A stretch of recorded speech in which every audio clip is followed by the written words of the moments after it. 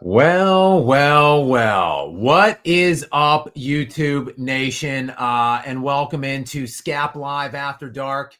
I, of course, am your host, Scap.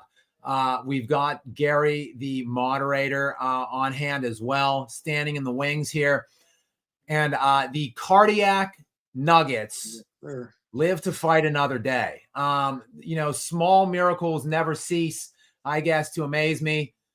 This team, probably one of the most improbable, scrappy bunches I have really ever seen in 30 years of not just watching the NBA, but watching sports in general. To see this team now, after a 4-game losing streak to end the regular season, basically. They lost 4 straight games, to remind any of you that might not know. Lost 4 consecutive, mired in absolute mediocrity, nosediving towards the finish line, looking like they were speeding precipitously to like a first series sweep, maybe a gentleman's sweep in that first round against the Clippers, who were the best team in basketball for the last month. Somehow scrap and battle and fight their way through that series. And now here we are, the best regular season team in NBA history, the 68-win Oklahoma City Thunder. 7 players in the top 70 in total BPM and value over replacement. The presumptive league MVP in Shai Gilgeous-Alexander. Last year's coach of the year in Mark Daigneault. The top 5 net-rated defenders in the NBA this regular season, and 7 of the top 22. A team that won some nearly 20 games fewer. Here we are. Game 7. The 2 greatest words. The 2 greatest combination of words in the history of the English language. Hell, probably the history of recorded language amongst the human race. Game and 7. Coming up on Sunday between Nikola Jokic and Shai Gilgeous-Alexander. The 2 top league MVP candidates. The 2 top league MVP candidates essentially from mid-October till now, when the season began, and all the way through, everywhere in between. It still has not officially been announced yet by the NBA which one of these 2 will win that award. And hell, we don't know who's going to win this series, because while the Nuggets are substantially outgunned in this series, while it's nothing less than an outright miracle that this has gone beyond 5 games, there is now a puncher's chance. There is now some glimmer of hope that maybe the Nuggets can find a way to unequivocally shock the world, the sports world as a whole, not just the basketball world. This would be one of the most stunning, unprecedented upsets I have ever experienced in 30 years of watching the NBA. I have no expectations for them to do anything else other than lose by about 35 points on Sunday. As we know, role players do not travel well necessarily, specifically not in these settings. But hell, who knows? Because we have a very young, inexperienced Oklahoma City Thunder team, albeit very, very, very talented, very deep. But the Nuggets have been here before. They've been through championship runs. They've been through playoff heartaches and failures. And all roads have led them to this moment. With the changing dynamic and the complexity of the NBA, the collective bargaining agreement, the salary cap, who knows where we go from here with the remaining landscape of the Western Conference moving forward. Last year might have been their last good look at a championship, and if it wasn't, this year might be. So you have to absolutely seize the moment and capitalize when you have that chance, and the Nuggets have a chance. They have the best player, potentially the best player in at least the last decade and a half, and with that comes some glimmer of hope. Even if they have no other advantage anywhere else, they have Nikola Jokic. Nikola Jokic, who was brilliant, masterful in game 1, struggled, was contained throughout games 2 through 5, and he has returned to the maestro that he is and has been for the last 5 seasons, for the last 2 games now, shooting some 80% true shooting percentage now in the last 2 games, while dropping 44 and now 29 tonight. For him, it was 29 points, 14 rebounds, 8 assists, only 1 turnover in 41 minutes for, again, the maestro. We also had shout out, all credit, all praise, all glory to playoff Jamal Murray. The Blue Arrow came out tonight in his own rendition of a flu game, if you will. He was questionable. He's rendered questionable a few minutes, about 45 minutes before tip-off. He was activated. 2 hours before tip-off, he was a late addition to the injury list, designated as questionable with flu-like symptoms. But the Blue Arrow was out in full force tonight. Playoff Jamal and Christian Brown. A John McClane-like welcome to the party, pal, to you, Christian Brown, who has been pretty much non-existent here for much of the series. Came out with a massive outing tonight. 23 points, 11 rebounds, and 5 assists. A double-double for Christian Brown. Michael Porter Jr. Predictably earths, but what's new about that? Aaron Gordon now back-to-back pretty subpar games, but Christian Brown stood up and got their backs, and on the bench, this is the big story here. This is the big bit of notation, the big, asterisk or whatever you will, that you want to take, the sliver that you want to extract from the box score if you're looking at it right now. The Nuggets bench is appalling, just absolutely pathetic.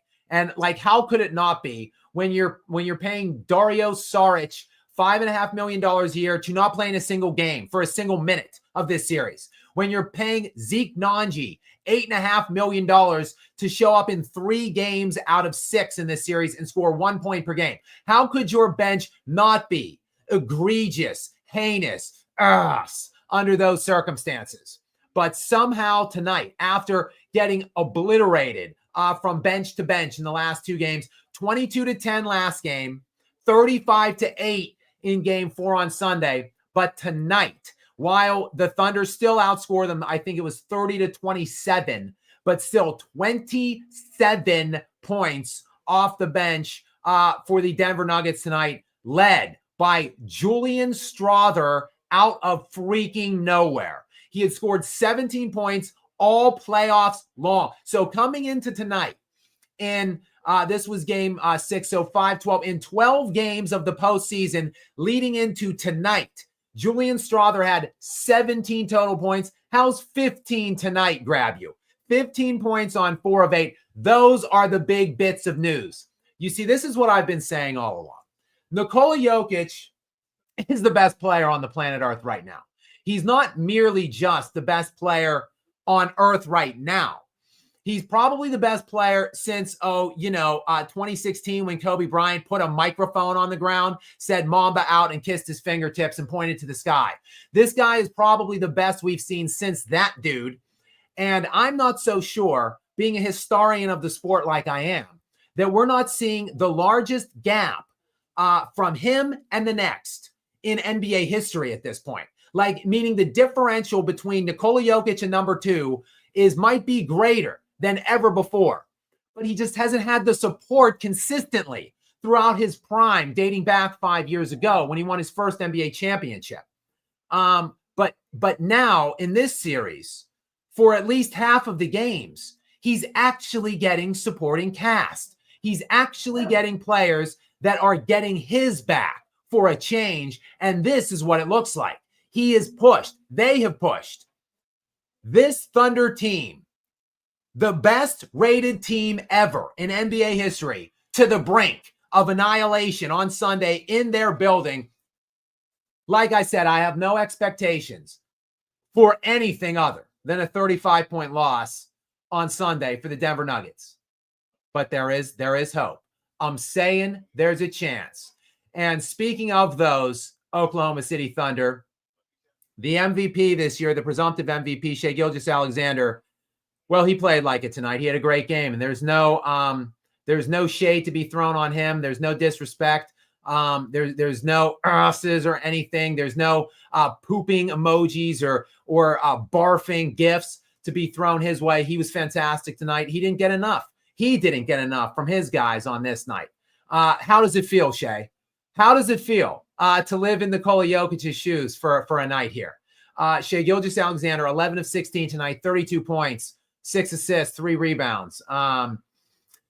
Not much else going on. Chet Holmgren, who to me is an ascending player. Chet Holmgren, who is a budding perennial all-NBA caliber player. I think a perennial all-star, a perennial all-NBA defensive player, a defensive player of the year candidate. Chet Holmgren, who is an admirable number 2, and he's not even called upon to be a number 2 most of the time, as that typically goes to Jalen Williams. So that's how good this Thunder team is, and they throw 7, 8, 9 elite rotational players your way, typically on most nights. It just didn't go their way on tonight's game. The Nuggets showed everything they've showed to this point to get it to this point. Now, a Game 7, an improbable, a shocking Game 7.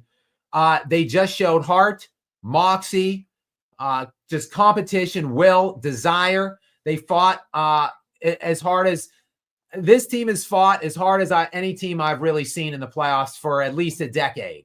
They're doing all the things. They're playing on both sides of the ball. They're playing ways that I didn't think, quite frankly, was possible as of, even like 3 weeks ago. So there's nothing to do tonight but to credit the Denver Nuggets and what we've seen right now from them to this point of these playoffs. I think a team that shocked me to even win more than one game in the first round. Now we're going to a 7th game for them, back-to-back series against 2 much, much, much better teams. So kudos to the great Nikola Jokic, who knows what happens on Sunday and who knows what happens from there, regardless of which way that game goes. But there's no guarantee that Nikola Jokic is ever going to get closer than this again to winning a championship. And regardless of what happens on that front, I've seen enough. This guy is absolutely breathtaking to behold. He is an amazing talent, but more so than that, just his will and everything else he does on the peripheral of the box score is incredible. And the team, the way they've gone to bat for him now, the way they support him, the way he's galvanized the whole lineup after the firing of Mike Malone with 6 days left, 3 games to go in the regular season. This is just a miraculous run. It's kind of like a Major League One type of run. I mean, there's really no other way to describe what we're seeing out of this with the talent discrepancy between these two teams. And who knows, who can say which way we're going to go on Sunday. I have not checked the box score as of yet, or checked the opening line here, whichever way that's going to open. I'll check that maybe a little bit later here in the show. And guys, let me take a deep breath here. Welcome in to Scap Live After Dark. Again, I am Scap. If you are just joining us, we are 20 minutes before the midnight hour here on the East Coast of the good old US of A. Welcome into all of you. We've been teetering back and forth around 1,000 people in here, anywhere between like 900 to like 1,100 right now in here on this live stream. So welcome in to all of you who are here to take in this masterpiece, this team-wide masterpiece by the Denver Nuggets, led, of course, predictably by Nikola Jokic. Back-to-back phenomenal games. The first game, phenomenal. He has neutralized Shai Gilgeous-Alexander. I'd say he's outplaying Shai Gilgeous-Alexander to this point, though Shai Gilgeous-Alexander has been no slouch in this series. It's just been a matter of, I guess, veteran know-how, experience, experience versus youth, and just will and effort from this Denver Nuggets team, a team that I think just was so utterly disgusted with themselves after that Game 7 collapse against Minnesota last year in the semifinals. And I think they're channeling a lot of that motivation from that experience into this playoff run. And they've just done everything they can to get it to this point. Obviously, there's a lot of could have, would have, should haves along the way.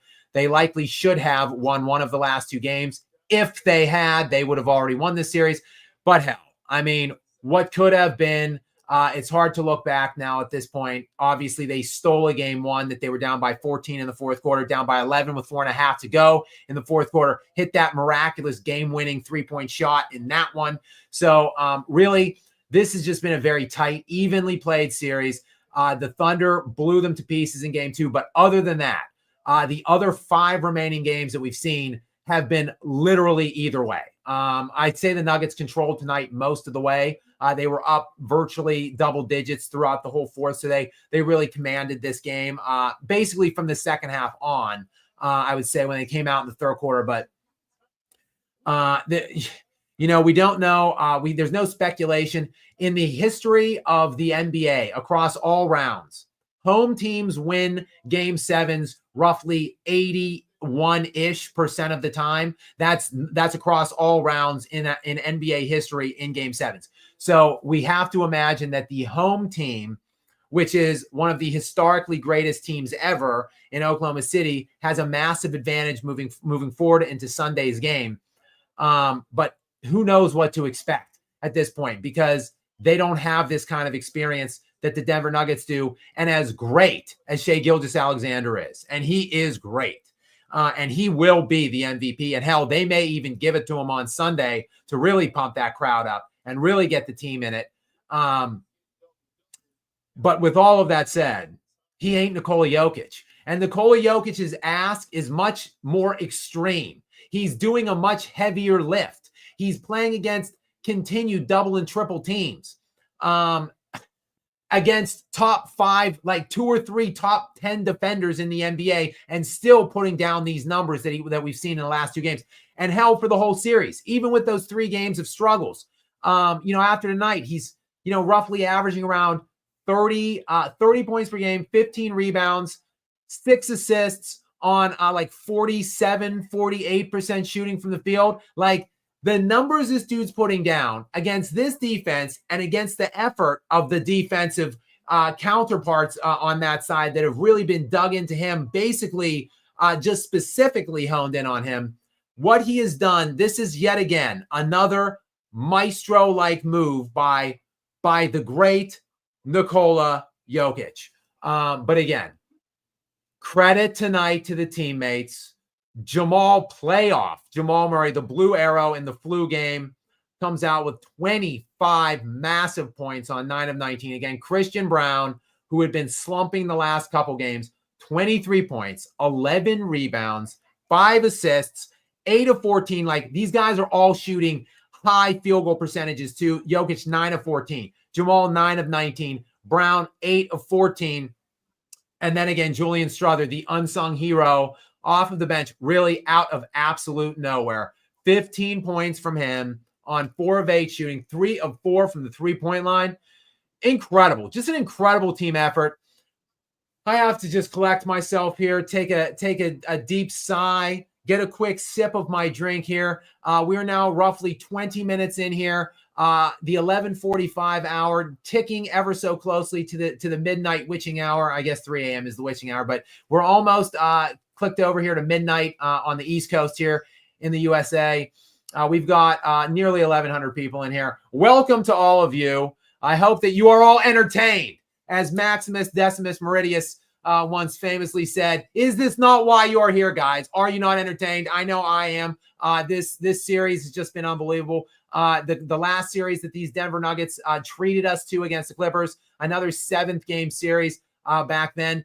Like I said when I let in here, the cardiac Nuggets are just at it again. All right, Gary, moderator Gary, welcome in. I think we have accrued some super chat things here, some questions, some comments. So before we jump into that, just let me ask. So our last conversation about this, I told you before game 6, I give Denver a 50-50 chance tonight, but I give them only about a 10% chance to win game 7. You said it's absolutely impossible for Denver to win this series. What percentage do you give them now? You can't give them 0.00. You can give them 0.001. You got to give them something.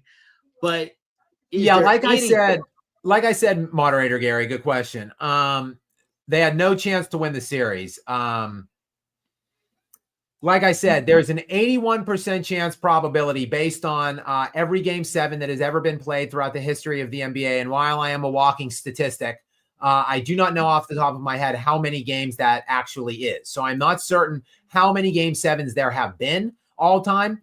All I know is of the game 7s that have been played across every round, starting in the first round, going through the NBA Finals, the road team wins 19% of the time. So I do know that. So right off the bat, 20% at most, obviously. Then you got to factor in the fact that the Oklahoma City Thunder, again, I don't know how many games they've lost at home this regular season. I think it was 6 or 7. So they're a very good home team. That place is going to be absolutely raucous. They will likely give SGA the MVP before that game, which will obviously light up that crowd even more, light up his teammates even more. So I would probably deduct another 7 percentage points off that. So now we're down 19 from 7. We're down to around 12% here. And then factor in no bench at all. I don't know how they can do it to him because there's no way they could have known for fact it was going to. Given that award is something important, they wouldn't wait until game 7 for that. Guys, I just have to say, Gary, I'm sorry, I didn't mean to cut you off, but Luna is here tonight. She just wanted to say hello. She was scratching at my leg, and she does. I don't know if you can see it. She's got her Nuggets jersey on, so she is so fired up right now. Little Luna she's got hope. Luna wants me to say that that she thinks the Nuggets have like a 75% chance. But me, her pessimistic best friend, like I said, we're down to about 12%, Gary. And then, like I said, factor in no bench whatsoever for the for the Denver Nuggets. Role players do not travel. So we saw in game 5, Jamal Murray was there for 3 quarters. Jamal Murray scored 28 points in game 5, but he missed 9 of his last 10 shots, which is really how they choked that game away last game because nobody else picked up for him. Jokic scored 13 points on 4 of 6 in the fourth quarter, but everybody else 1 of 15. So, like, let's say Jamal and Jokic show up, which is all it was in game 7 against Minnesota last year. The two of them combined for like 76 points. The rest of the team scored like 20-something. And then same deal in game 5 last game. So what you're going to need is you're going to need Nikola Jokic and Jamal Murray to somehow play like 45 minutes on Sunday, neither lose steam, and both pull out about 50 to 55% shooting from the field out of their assholes on like fumes, playing in their 8th game in 17 or 16 days. So, Gary, when I add all of this up, I probably give them about a 4% chance. And the 4% is literally coming only from my pure and total respect, admiration, and belief in Nikola Jokic. He's good enough to get me 4% of the way to hope. 4%. Okay. But like Shea, okay, he's the best player on planet Earth, but Shea's like number 2. And he's got a much better team, and they're at home. Like, add it up. In NBA history, that equates to the Thunder are going to win by double digits, more than likely. If you will, guys, oblige me. I don't know. I'm wondering if the line is up yet. I typically don't like to do it, but I'm going to check my phone here, live here. It is up 7.5 is the line preliminarily, the open line on Sunday, which is actually a shockingly low line to me. Like the Thunder being favored by 7.5, only 7.5 is like shockingly low. They've been double-digit favorites in every home game. So for it to only be 7.5, we'll see which shift. We'll see where the sharps are on, and like that, if that shifts the line at all between now and Sunday. But preliminarily, that is a tighter line than I was expecting. So, and they looked mad at the end. Because they were OKC. They looked extremely focused and determined. and they cut that lead. They kept cutting into that lead, but they just didn't have time. And that's what happened with the previous game 6 with the Nuggets and Clippers, where the Clippers in game 6 had that lead, but the Nuggets cut in at the very end, and they looked mad and determined, and then they just blew them out in game 7. And I'm kind of afraid that's going to be the pattern for this series as well. Like OKC is just going to be all business, laser focused, and just going to blow them out of the arena by like half. The only hope, Gary, again, if you are just joining us for maybe even the first time here to Scap Live After Dark, first of all, welcome and thank you for joining us if you are. But secondly, I make a lot of movie references that kind of comes across in my videos. I think I do some cinematic drops here and there, but I will equate or compare things movie-wise. So there's a movie, and it's not even that great of a movie, Gary, but it was from my youth, from my childhood, a movie starring Leonardo DiCaprio called The Man in the Iron Mask. Are you familiar with this film?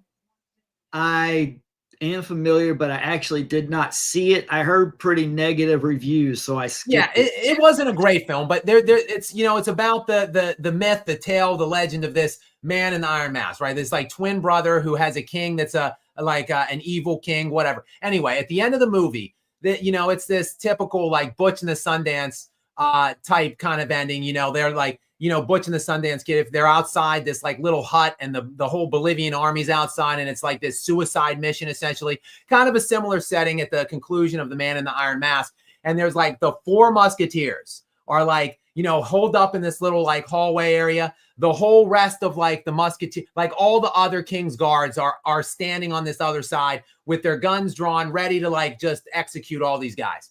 But the one musketeer has this brilliant idea, like, let's charge them. Like these are young kids, like they're weaned on our legend, like let's charge them. Let's mount our like attack or right. So it's like they're thinking it's never going to happen, but lo and behold, they mount this like heroic charge, and like all of the other musketeer guards, all these younger kids are like shooting into the ground, shooting into the ceiling, like shooting the side, like they're missing, they can't hit them. Like that's like the only hope, this like veteran, chiseled, hardened, championship caliber moxie by the Nuggets. Like they just come out and hit them, and the Thunder just haven't seen it. They're not ready for this. They're not made for this life yet. They will be moving forward. Maybe they will be on Sunday. We'll see. But that's pretty much the only hope. The only way was if Murray and Porter went on a surge, like they would just hit like a bunch of threes in the first half. If they play well, they can beat you. You've heard me say it many times. When Porter and Murray are shooting well, they will beat anybody. It's just that they're so inconsistent. That's their problem. Well, I can tell you this, Gary. The Thunder tonight shot 46.5% as a team. The Nuggets shot 46.7% as a team. Barely outshot them by a few tenths of a point. But I'll tell you this: if the Nuggets outshoot the Thunder, they'll win the game. The Nuggets are going to they'll control the glass on Sunday. And if they could they need to mitigate the turnovers. The Nuggets had only 11 turnovers tonight. That's a big story as well. The Thunder had 14. So this year in the regular season, the Nuggets led the NBA in fast break scoring. So obviously like turnovers key them. And then on the other end, it's undeniable Oklahoma City has not looked right at times in the half court throughout this series. The Nuggets are playing great defense. They're deploying zoning at key opportune times, and they're confusing. There's no doubt that the Thunder have been confused at moments, and they've gone through slumps at times. So really, if the Nuggets can mitigate those turnovers and win the turnover battle, not only keying their fast break, but limiting the Thunder from getting easy baskets because they're struggling in the half court. I think that there are things that the Denver Nuggets can do to win, to give themselves a chance to win this game on Sunday. It's very, very, very improbable. But, it's really just been all about their defense. 107 points that they allowed tonight to the Thunder. Just a great job. Now, there's no there's no certainty that the Nuggets can win, even if they do mitigate the scoring and hold them to around 107. Obviously, they lost on Sunday like 92-87. So they held the Nuggets to, or the Nuggets did hold the Thunder to 92 points and still lost that game. So the Thunder are a historically great defense against league average when you compare them to other all-time great defenses versus league average. The Denver Nuggets were decidedly not that, as in not a great defense. They were 18th best in the regular season this year. It dogged them all year long, as they were a great offense. They were the third offense in terms of scoring. They led the NBA in shooting percentage as a team. They led the NBA in assists. They led the NBA in fast break scoring. So there's no denying they were a great offense all year. But they only won 50 games. They only were the 4th seed out west because their defense was routinely lousy and stunk throughout virtually every game in this playoff run. They have absolutely been selling out on that side, giving it all. And really that is what has been keying them to this point, keying this run, this improbable, just unbelievable run, in my estimation. I am an eternal pessimist, as I've said in past nights. I do live in a total sense of hopelessness throughout my life most times. But still, I don't think I was wrong with my expectation or my anticipation of the Nuggets having a really, really bad playoff run here, of like losing poorly in that first round against the Clippers. The Clippers, who came in absolutely on fire. I think the Clippers were 20-3 to end the regular season. The Nuggets lost 4 games in the last week and a half before 4 games in a row in the last week and a half before the playoffs started. So it was going all sorts wrong. I don't know how. That typically you hear about flipping the switch or turning it on. Like that's what great teams do. Like great teams that have such a massive talent discrepancy and can get away with it typically just coast through the regular season and flip the switch. That doesn't usually work when you have a team with like one all-star and no bench players, basically. So, but somehow the Nuggets have flipped the switch, so to speak, in these playoffs, and they look like a totally different animal right now. And as you know what, I totally forgot about this thing. This what I'm about to talk about now, but I just actually reminded myself of it. Again, I have to keep repeating myself. I have no expectation of anything outside of a 35-point drubbing by the Thunder over the Nuggets on Sunday. But Nikola Jokic, when they, in the aftermath of them firing Michael Malone and Calvin Booth, they had lost 4 straight games. They went on and won 3 straight to end the regular season. And Nikola Jokic was being interviewed on the court after their either second or third consecutive win after they fired Malone.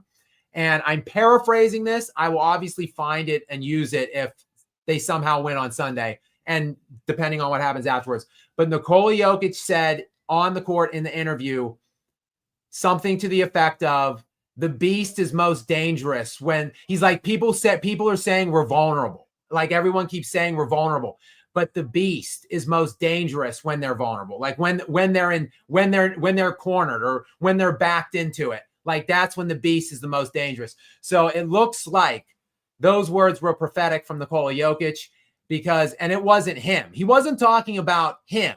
Nikola Jokic has been a beast for the last 5 years. And he has been in the regular season, in the playoffs, and everywhere in between for the last 5 years. I think Nikola Jokic was referencing his team, and the team does look like a beast has been awoken, at least to this point, at least to get it on the cusp of a chance of getting onto the Western Conference Finals in what would continue to be one of the most absolute zany, crazy, and improbable runs I've ever seen.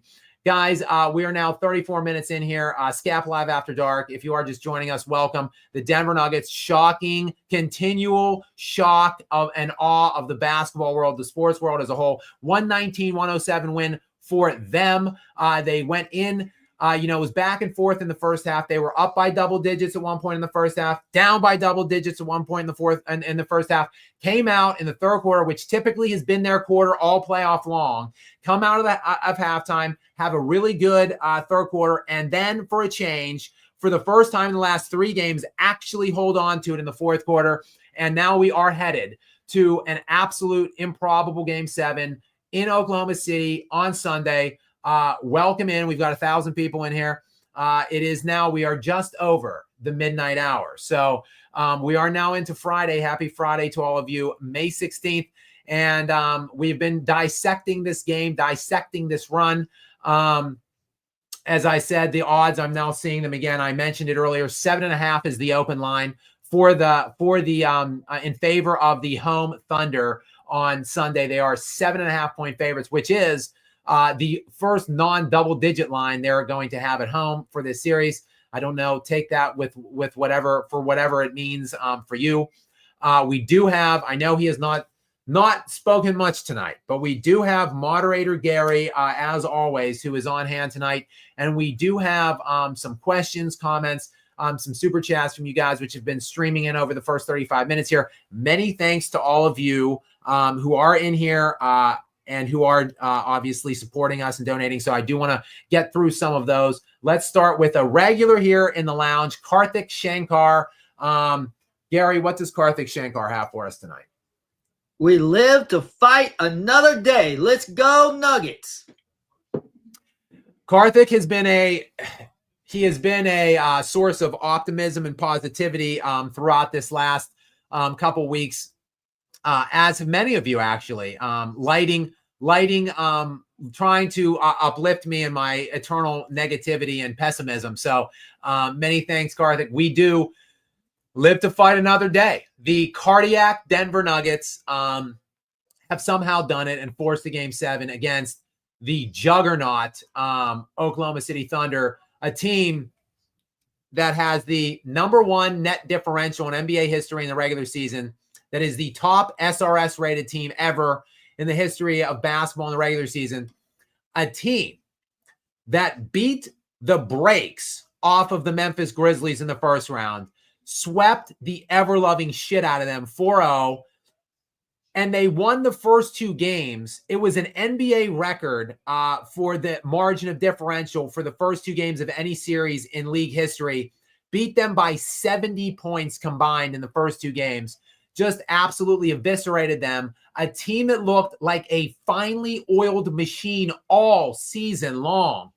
And again, to make another movie reference, as we know that I love to do at this point, in the movie The 300 with Gerard Butler, when, King Leonidas leads his team of 300 against whatever, 10, 20,000 Persian soldiers, when the arrow grazes Xerxes' face, and, the narrator of the tale that's telling the story of the movie in hindsight afterwards says that, the line was, before this movie, or before this war is over or whatever.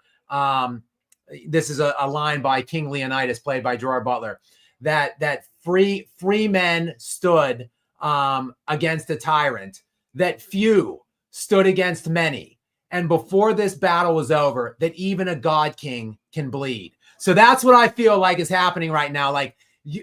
The Thunder, who are an unstoppable force of opposition, even they can bleed, is what I'm taking from the fact that they've been pushed now to this 7th game.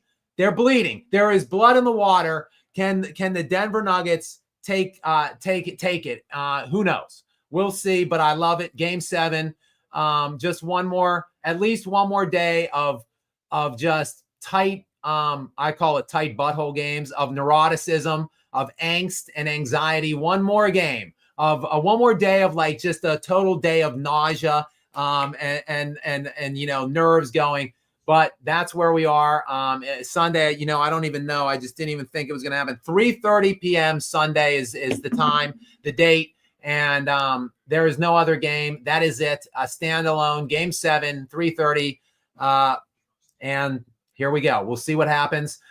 Nate O123 though is in to the Scap Live After Dark area, dropping us a sponsorship here. NATO, many thanks. Welcome in. And Gary, what does NATO have for us? We not done yet. The basketball gods are vengeful, and the true MVP shall not be denied. Oh Lord, from my lips to my fingertips, Nuggets in 7. Oh, I love this comment, NATO. From my lips to my fingertips to hopefully the basketball gods' ears, Nuggets in 7. Let's hope. We can only hope. And I said it earlier. I would imagine that.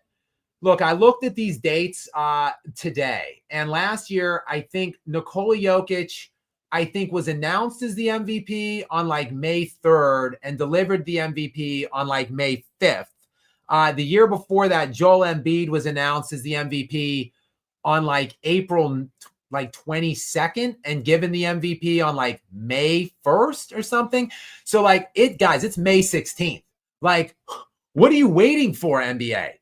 Presumptively, probably a spicy little MVP presentation to Shai Gilgeous-Alexander in front of the home crowd on Sunday. So like, I don't know. Look, I would say advantage Oklahoma City, get that crowd really juiced up, give Shai extra motivation, give the team extra motivation.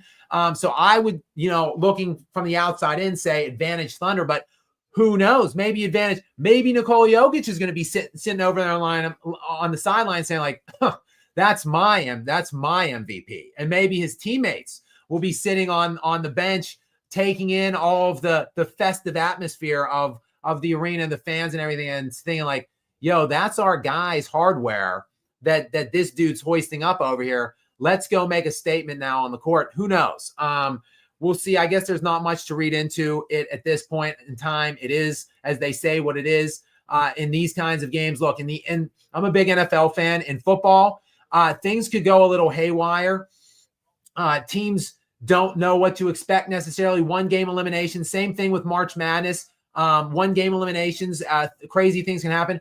In the NBA, you know what it is. Like when you get to a game 7, you've played these guys every other day for like over the span of 10, 11 days. Like all the adjustments go out the window. All the X and O's go out the window. It's about face your guy down, face them, look them in the eyes, man up. It's will on will. Like who's going to snatch it? Who's going to take it? Like that's what game 7 is going to be about. There's no such thing as like a game plan or like X and O's. Like, who's making the shots? Like which secondary players show up, which don't, blah, blah, blah. Like, obviously I've been saying all year long, advantage Thunder. I'm not going to, waver off of that now at this point, but I would be lying if I said that the Nuggets don't have my attention, that I'm not proud as hell as someone who has tried not to be a fan of any team because I hate it. I hate when teams of mine lose or whatever. Like I'm too old for this, quite frankly, to like be tied to like a team like I am right now. So I try not to root and have a rooting interest, but the Nuggets, like I would be lying if I said I wasn't proud as hell of a team that has no excuses to be in this game, like no reason whatsoever to be here. The way the season ended for them, the personnel that they have versus team. So, I'll have my fingers and toes crossed. And like I said, I'll be sick to my stomach for the whole day before we get into that game on Sunday. But such is sports, man. It's the beauty and the agony, right, of it all. NATO, thank you very much. We have CP in now with not part of CP's handle, as we know now. MYR is the currency because CP is coming to us from Malaysia. So CP, welcome in again. From Malaysia. And thank you so much for your continued support here of us from all the way from Malaysia. Gary, what does CP have for us tonight? The heart is real. Let's go and finish the job. That's all that's left. Just go out one more game and then get like a day or two rest and play against the team that has beaten you 6 times in a row, dating back to last year. The job's never done until the job's done. So it's right now, they've won 7 games in the postseason to this point. They need to win 9 more to hoist that banner up, to get those rings on their fingers, and to immortalize Nikola Jokic into the top 10 all-time greatest players of all time, in my opinion. So 7 down, 9 to go. CP, thank you so much for the comment, for the sponsorship, and just for being here all the way from Malaysia. I do appreciate the hell out of you. We've got Isaac LYK in here. Now, what does Isaac have for us, Gary? Real life David versus Goliath. Give Jokic MVP now. What if that happened? What if they swerved us all and gave Jokic the MVP in OKC? How do you think the crowd and OKC's team would react to that? They would. The NBA would never do that. I think if I think I would be shocked at this point. Look, it's do or die. It's winner take all. I think that the Thunder are a pretty heavy favorite on Sunday, obviously, but there is of course a chance that they lose that game, and then Shea would not be able to collect the MVP this season at all. So I think I would be shocked at this point if they hold and do not give it to him on Sunday, because I think it's clear that he won it. It would be, though, who knows, because I thought in the NFL this year, it was pretty obvious that Lamar Jackson had won the MVP. It was, if for those of you who are or are not NFL fans, if you don't remember, like Josh Allen was the betting favorite literally all season long in the NFL to win the MVP this year. And he was like as much as a 70-point favorite or 70% favorite to win the MVP into like the last 2 weeks of the regular season. Then the All-Pro designations came out. And for those of you who don't know, the writers that vote on All-Pro also vote on MVP. And Lamar Jackson was voted first team All-Pro, and Josh Allen was second team. So, and it is extraordinarily rare for those writers to split that vote. It's happened literally, I think the last time it happened was like 1987, where a quarterback won the MVP and was not also first team All-Pro. I think it was a year that I want to say maybe Montana was first team All-Pro and Elway won the MVP. I think maybe it was like 1987. So it all of a sudden the betting odds shifted like substantially, like it flip-flopped, like it was like a full 180. It went from Josh Allen like 70% for the last like 7 weeks to it became Lamar Jackson 70% in the last week when the All-Pro designations came out. So it was just a matter of time before they announced it for Lamar Jackson. And then lo and behold, the NFL ceremonies came and Josh Allen won the MVP somehow. So there was a like stunning about face just this year in the NFL on the MVP. So who knows? Maybe Nikola Jokic did pull off some kind of a Houdini flip-flop in the votes, but I think it was probable that he would have got it tonight if that were the case. So I still think it's Shea's award, and I think that he's probably going to get it on Sunday. But we will see. Isaac, I agree with you, though. This is a real-life David versus Goliath. It just so happens that David is kind of a Goliath in this setting because Nikola Jokic is a monstrous human being and is the best player that I've seen in a long, long time. But there's no doubt that he's outdone big time in this series. So we'll see what happens on Sunday. But thank you, Isaac. And we've got now Giuseppe DeRosa in. What does Giuseppe have for us, Gary? I told you, Scap, have faith. Yep. I have counted the Nuggets out routinely this season. I'll do it again going into Sunday. But look, it's 48 minutes, and stranger things have happened. We have seen road teams win game sevens recently. So as long as they've got Nikola Jokic, they've got a shot. So we'll see. And they've got actually 2 days rest now for a change. It's been 1 day off every game in between every game to this point of the series. Now it's 2 days. And you let Oklahoma City think about it for a little bit, right? Like all of the pressure is now on Oklahoma City. So you let them kind of think it over, stew on it, let their nerves tighten up a little bit. And we'll see, we'll see which way it comes out. I think, as is typically the case in those kind of games at home, the Nuggets are going to have to weather a storm. I think the Thunder will come out and hit them with a couple haymakers early. It's going to be incumbent on Denver to try to hold it within shouting distance. Like get down by 10 or 12, maybe 13, but don't let it get beyond that. Like if you go down 20 in the first quarter, like it's over. So try to weather whatever it is that the Thunder come out against you with, and just go from there. Try to just keep it in shouting distance into the fourth quarter and just see what you can do. That's really all they can do, Giuseppe. But thank you. I'm going to continue to not have faith, and I will then be pleasantly surprised if they again shock me. But thank you for coming in and for sponsoring us here in the lounge. We've got Sully's Tech Hub in again.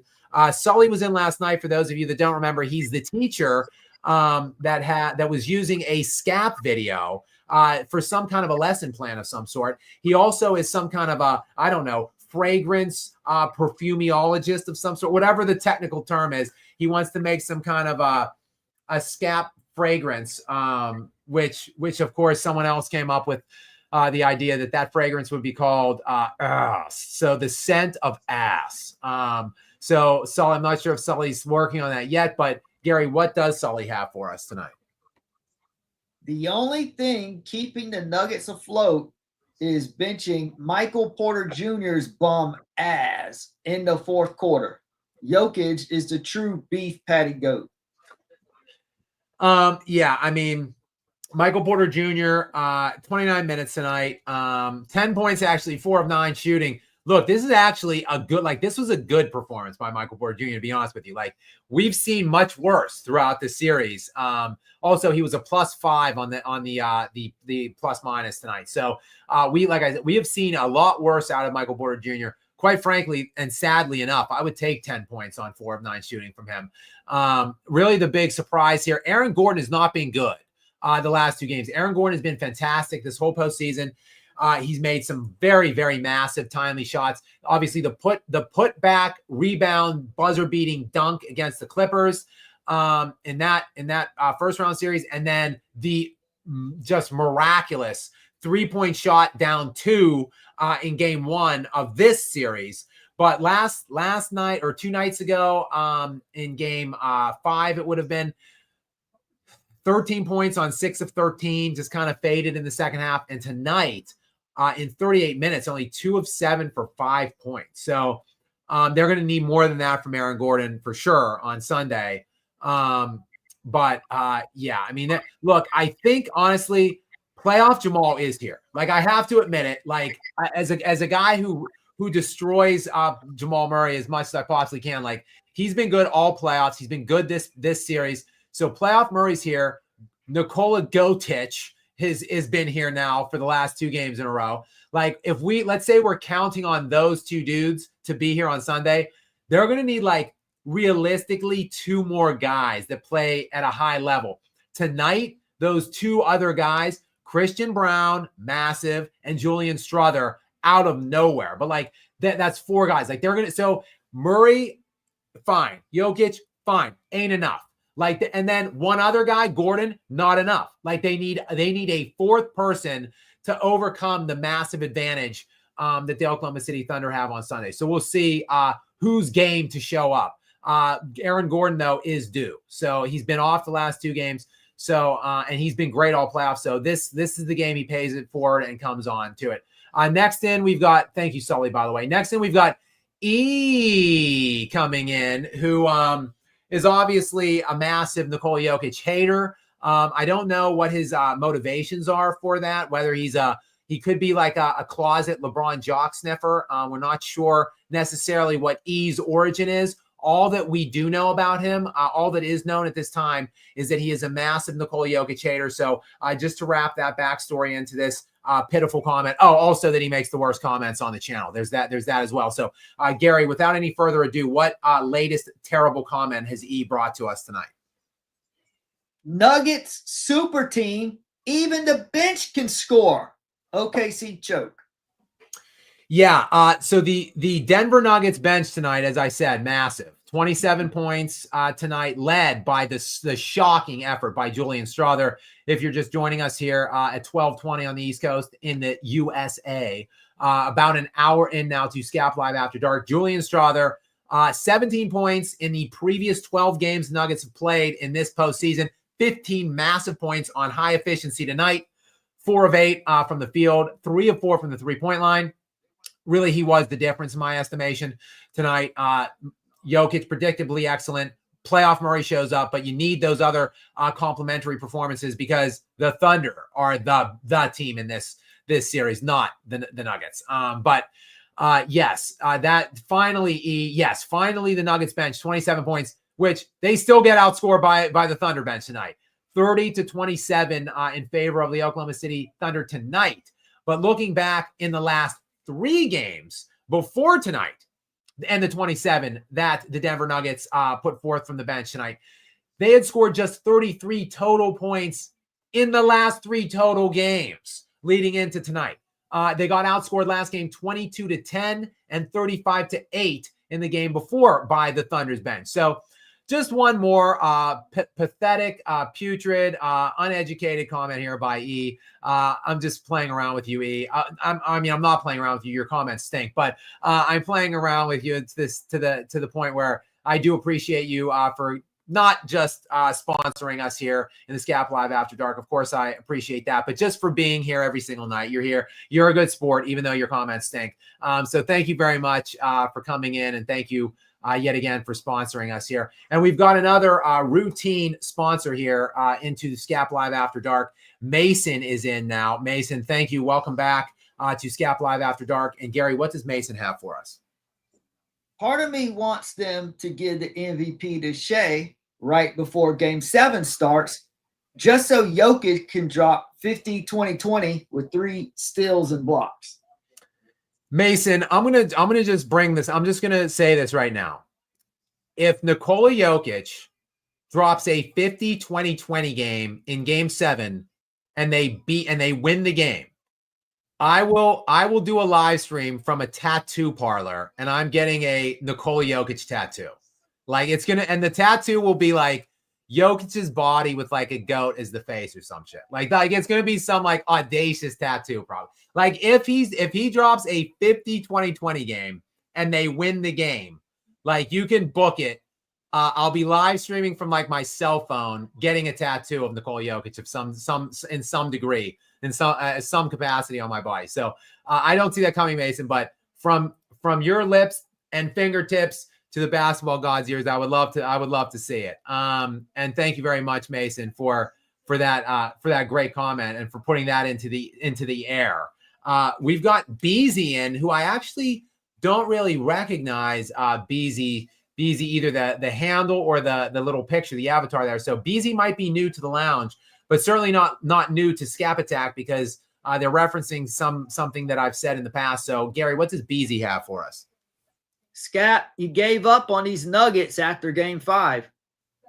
Beezy, I gave up on these Nuggets after they fired Michael Malone with 6 days to go in the regular season.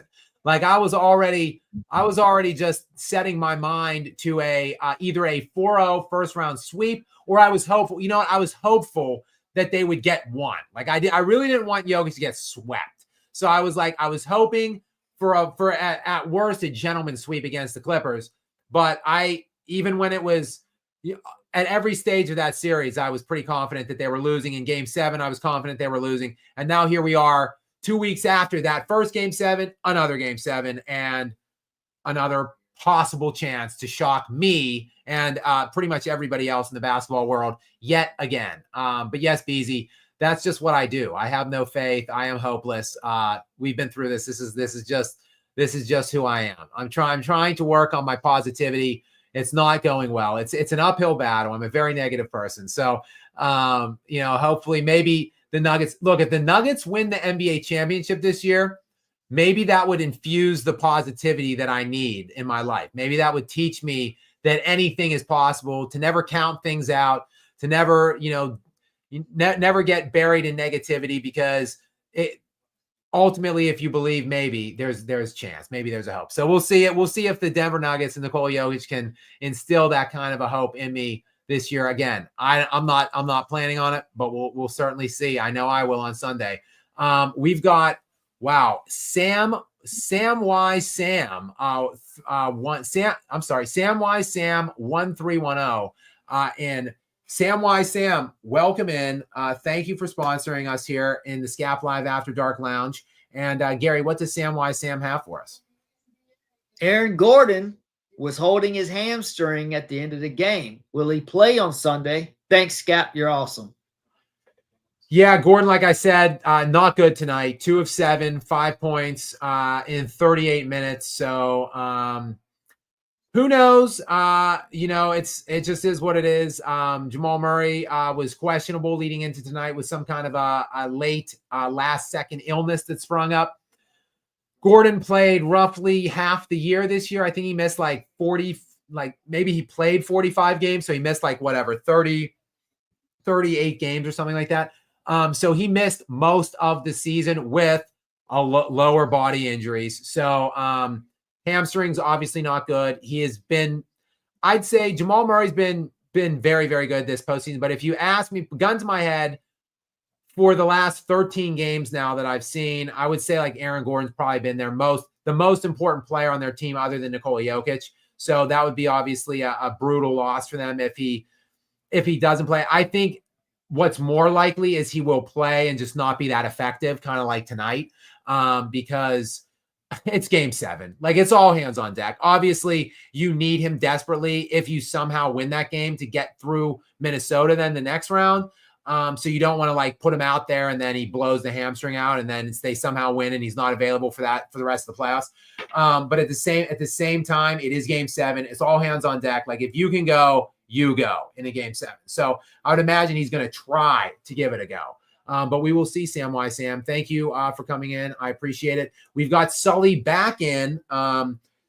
Sully Stack Hub with another sponsorship donation. Very kind of you, Sully. Thank you very much. And Gary, what does Sully have for us this time?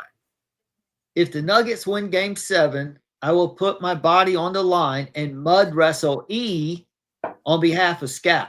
Those poor takes won't go unpunished, Playboy. Great comment here from Sully. I appreciate you, Sully. After the mud wrestling, you can maybe spritz yourself down with some Scap fragrance of ass, possibly, that you're working on. So maybe we can work that out. Yeah, if you do want to mud wrestle E, maybe we could work this out. We could do that. We could do a live stream around that too. So some potential upcoming live stream ideas. We've got Scap at a tattoo parlor getting Nikola Jokic tattooed somewhere on me if he has a 50-20-20 game and they win game 7. Now we have a potential mud wrestling sesh here between Sully and E at some point in some undisclosed location. But if that happens, I can guarantee you this, Scap Live will be streaming that. So stay tuned for details on that, I suppose. And thank you again, Sully, for being here. I appreciate you. We've got John in. John, welcome to the party here in Scap Live After Dark. And Gary, what does John have for us? The Nuggets seem to really be playing their bench more. Julian Strather went off and let Jokic get a solid rest. I think this might be one of the big advantages of Adelman versus Malone. Do you disagree? Yeah, no, definitely not.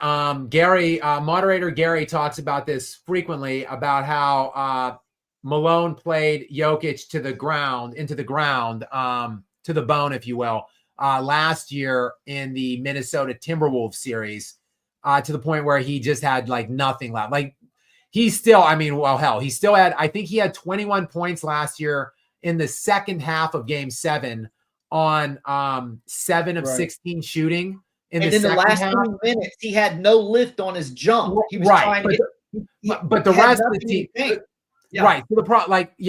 So he couldn't really close that fourth quarter out because he played last year in game 7. He played 47 of the 48 minutes. So he got like literally, I think it was like 37 seconds total of game rest in that game 7. But the problem is he had those 21 points on 7 of 16. The rest of the team in the second half was, I think they scored 16 points on like 4 of 21 or something. So it was ugly. It was brutal. No one else was hitting shots in that second half. But look, what came first, the chicken or the egg? Like, maybe other guys would have been hitting shots if they got more opportunity, more time, and could gel more with the offense. It looks like Adelman is just committed to getting these guys in. Peyton Watson played 14 minutes. Julian Strawther, 20. Russell Westbrook only 17 minutes. So we've seen him be relied on heavily at times through the season and this playoff season. Get near over 30 minutes per game. So only 17 minutes for Russ. He wasn't really that good, -9. So when you look at the starters like dominated from an on-off standpoint tonight.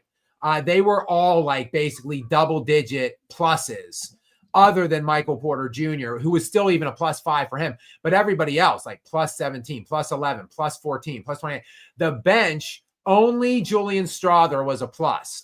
Peyton Watson and Russell Westbrook, both bad, -10, -9. And that was in not a lot of minutes, 14 and 17 minutes. So not sure what's going on with Russell Westbrook right now. He is coming into tonight's game. In the last 3 games, he was shooting just 6 of 27 from the field. He's 3 of 8 tonight. My quick math isn't great, but that's like 9 of 33 now in the last 4 games for us. So I don't know the level of confidence that Adelman has in him moving forward, but maybe they found something in Strawther.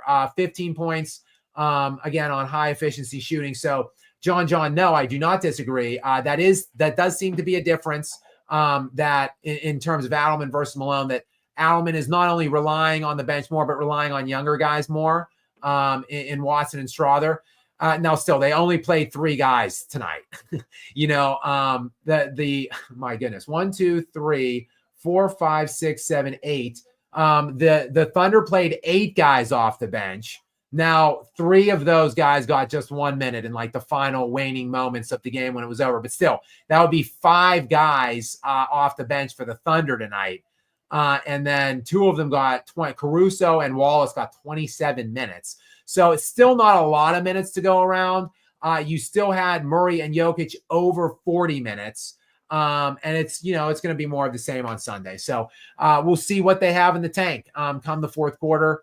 But that's a good point, though, John. And they're going to need, I'll tell you this, they're going to need one guy. I don't know if it's Russ or Strawther or Watson or whatever. They're going to need one guy to contribute something off the bench. Like they had, 10 points last game, 8 points the game before, like 9 points the day before that. Like they're going to need somebody to come in and provide some lift off the bench, or they're not going to have any kind of a chance on Sunday. Next, we have, how would you say this? Murpie? Is that how we're saying this, Gary? Like Murpie. Anyway, welcome in, Murpie. Yeah. Gary, what does Murpie have for us outside of a tricky little handle for me to pronounce? Well, what are your thoughts on the fatigue factor versus the Wolves next round for whoever comes out of this series? Definitely big advantage for the Wolves. I don't think it's really the Nuggets. I don't think it's really going to be a problem for the Thunder if the Thunder are the team that come out, because they had a week off before this round started.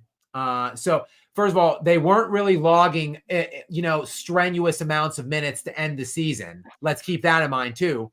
While the Nuggets were like playing it to the bone again, so to speak, the whole way, trying to just hold on to dear life to the 4 seed. Hell, trying to hold on to not the play-in. Like the Nuggets went into the last 2 games of the regular season. Had the Nuggets lost either one of them, they might have been in the play-in. Had they lost both, they would have been in the play-in.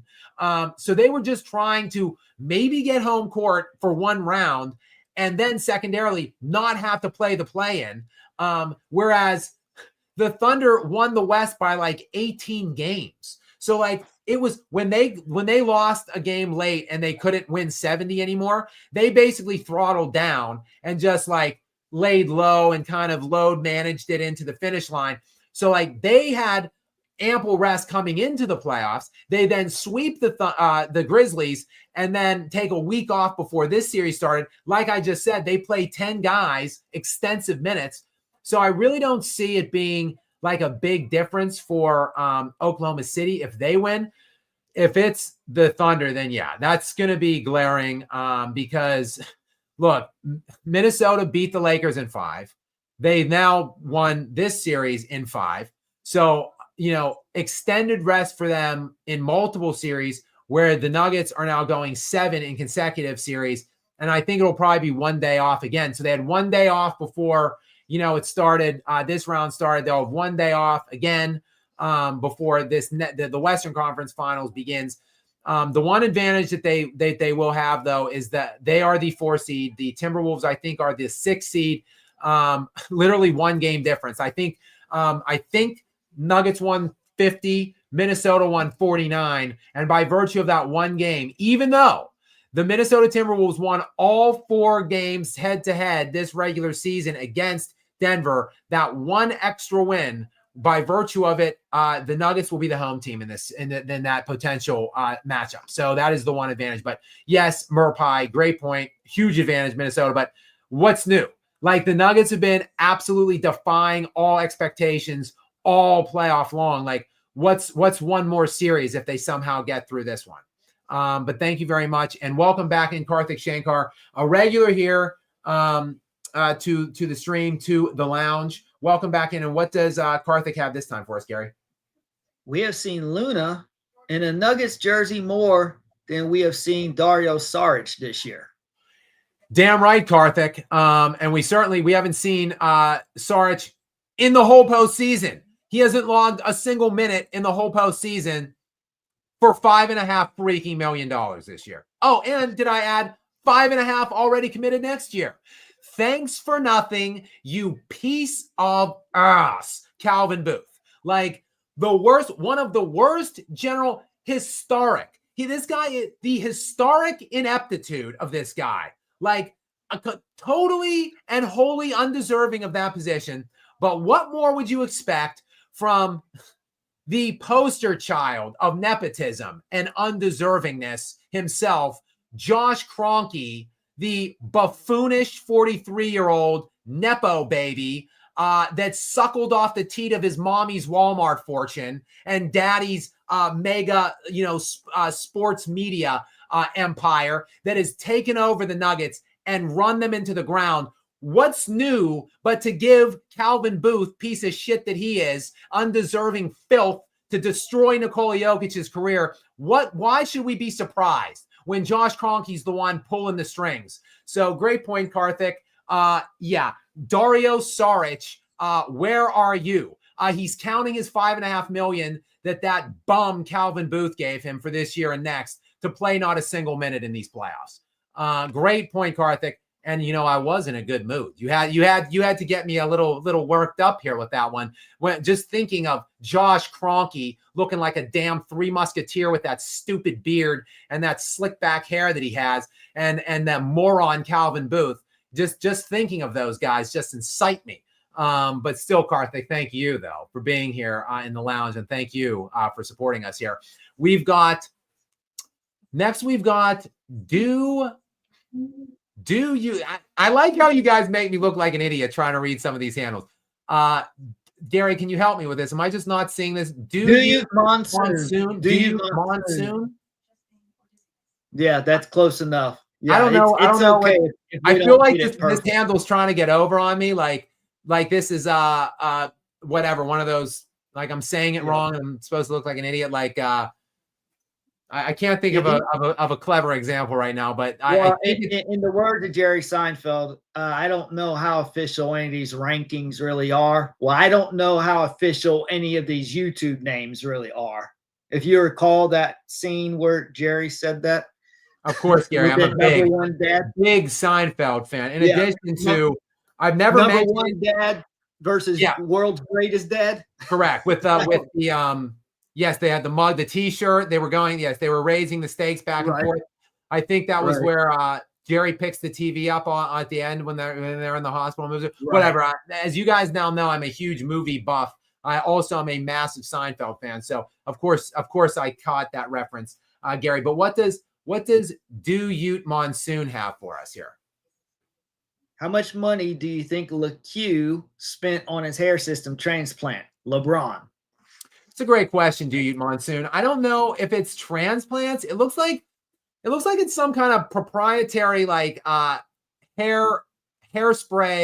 I guess I should say I don't know. It looks like he's painting his hair on in some way, but it's not. But but he's obviously sweating and like running and playing basketball and exerting himself. So like you would think that if he was like spray painting his hair on, that it would be running and shit in his face as he's playing basketball, and it's not. So I feel like it's some proprietary blend of something, like some cutting edge, hairspray. Yeah, I'm saying hairspray, but I really mean like he's like paint spraying his hair on. I don't know exactly how he's come up with this this technology, but it's been said or speculated that LeBron spends like $1 million+ a year on his body, maintaining his body. So I would imagine that some percentage of that $1 million is in fact to develop these cutting edge balding hairspray type things that he's been using for the last like 15 years. So great question, Juyut Monsoon. Probably some percentage, to answer your question, some percentage of that mill, I would guess, like at least probably what, 15 to 20% for whatever's going on that lettuce, whatever's going on the top of that head. Great question though. And now welcome in Medved, a return member here to the Scap Live After Dark Lounge. Thank you, Medved, for being here and for sponsoring us. And Gary, what does Medved have? How do you say, is it Daignault? How do you say the coach's name here? Mark Daignault. Daignault. Okay. SGA didn't flop during Olympics last year, meaning Daignault is implementing this hard defense, soft flopping offense tactic, and it's funny to watch. Yeah, look, I swear, I really do appreciate and respect SGA. I like his game a lot.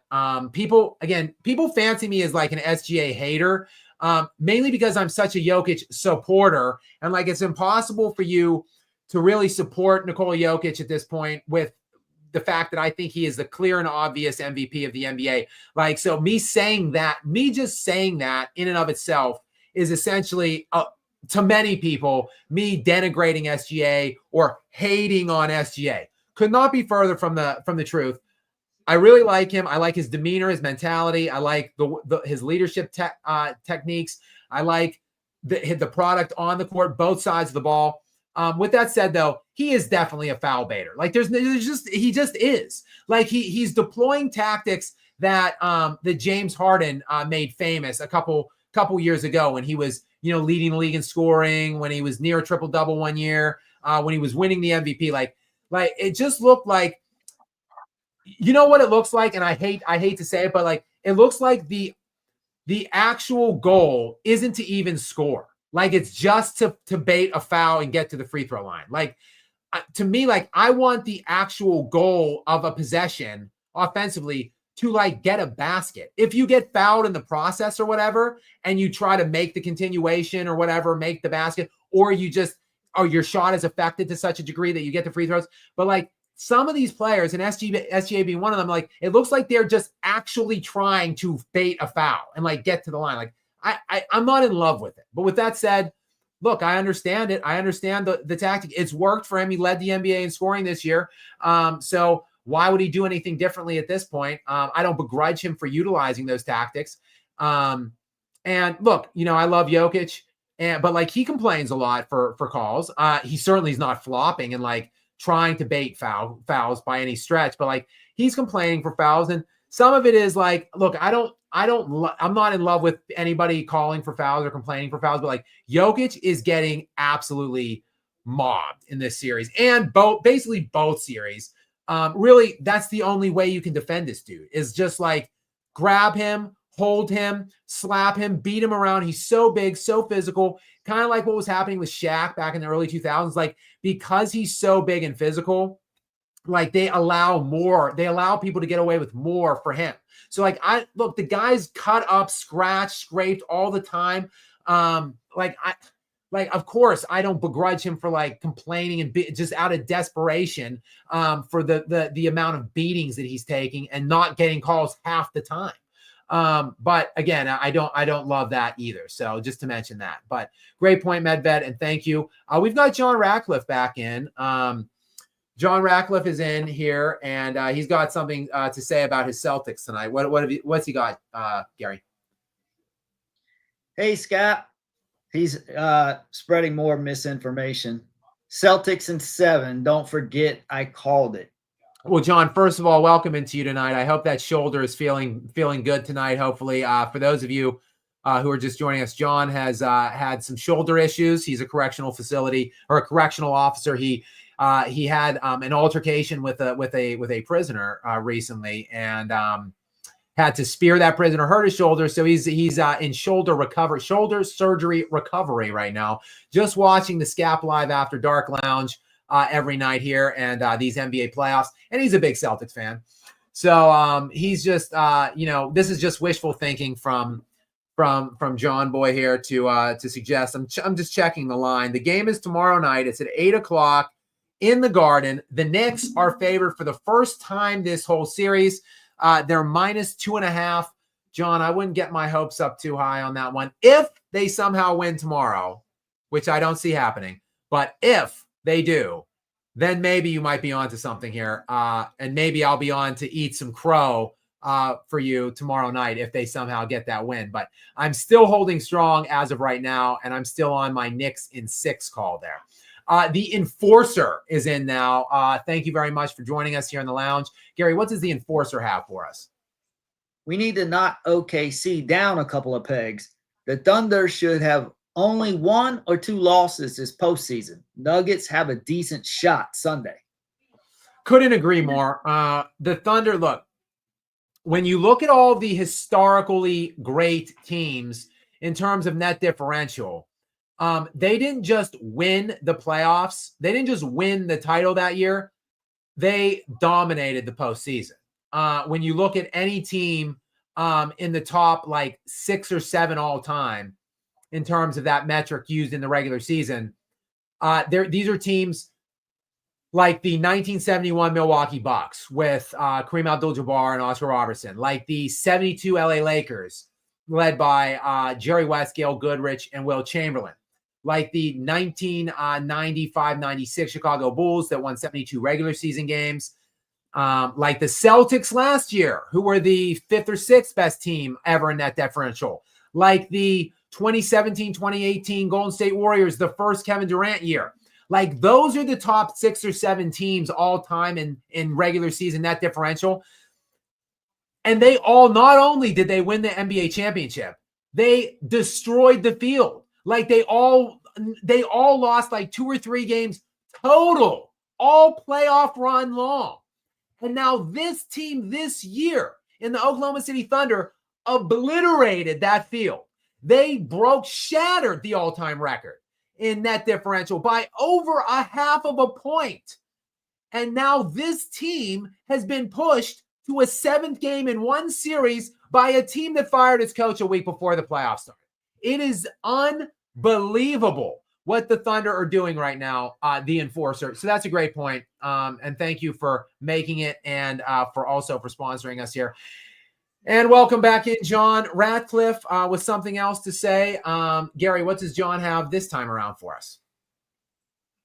More misinformation, especially at the end here.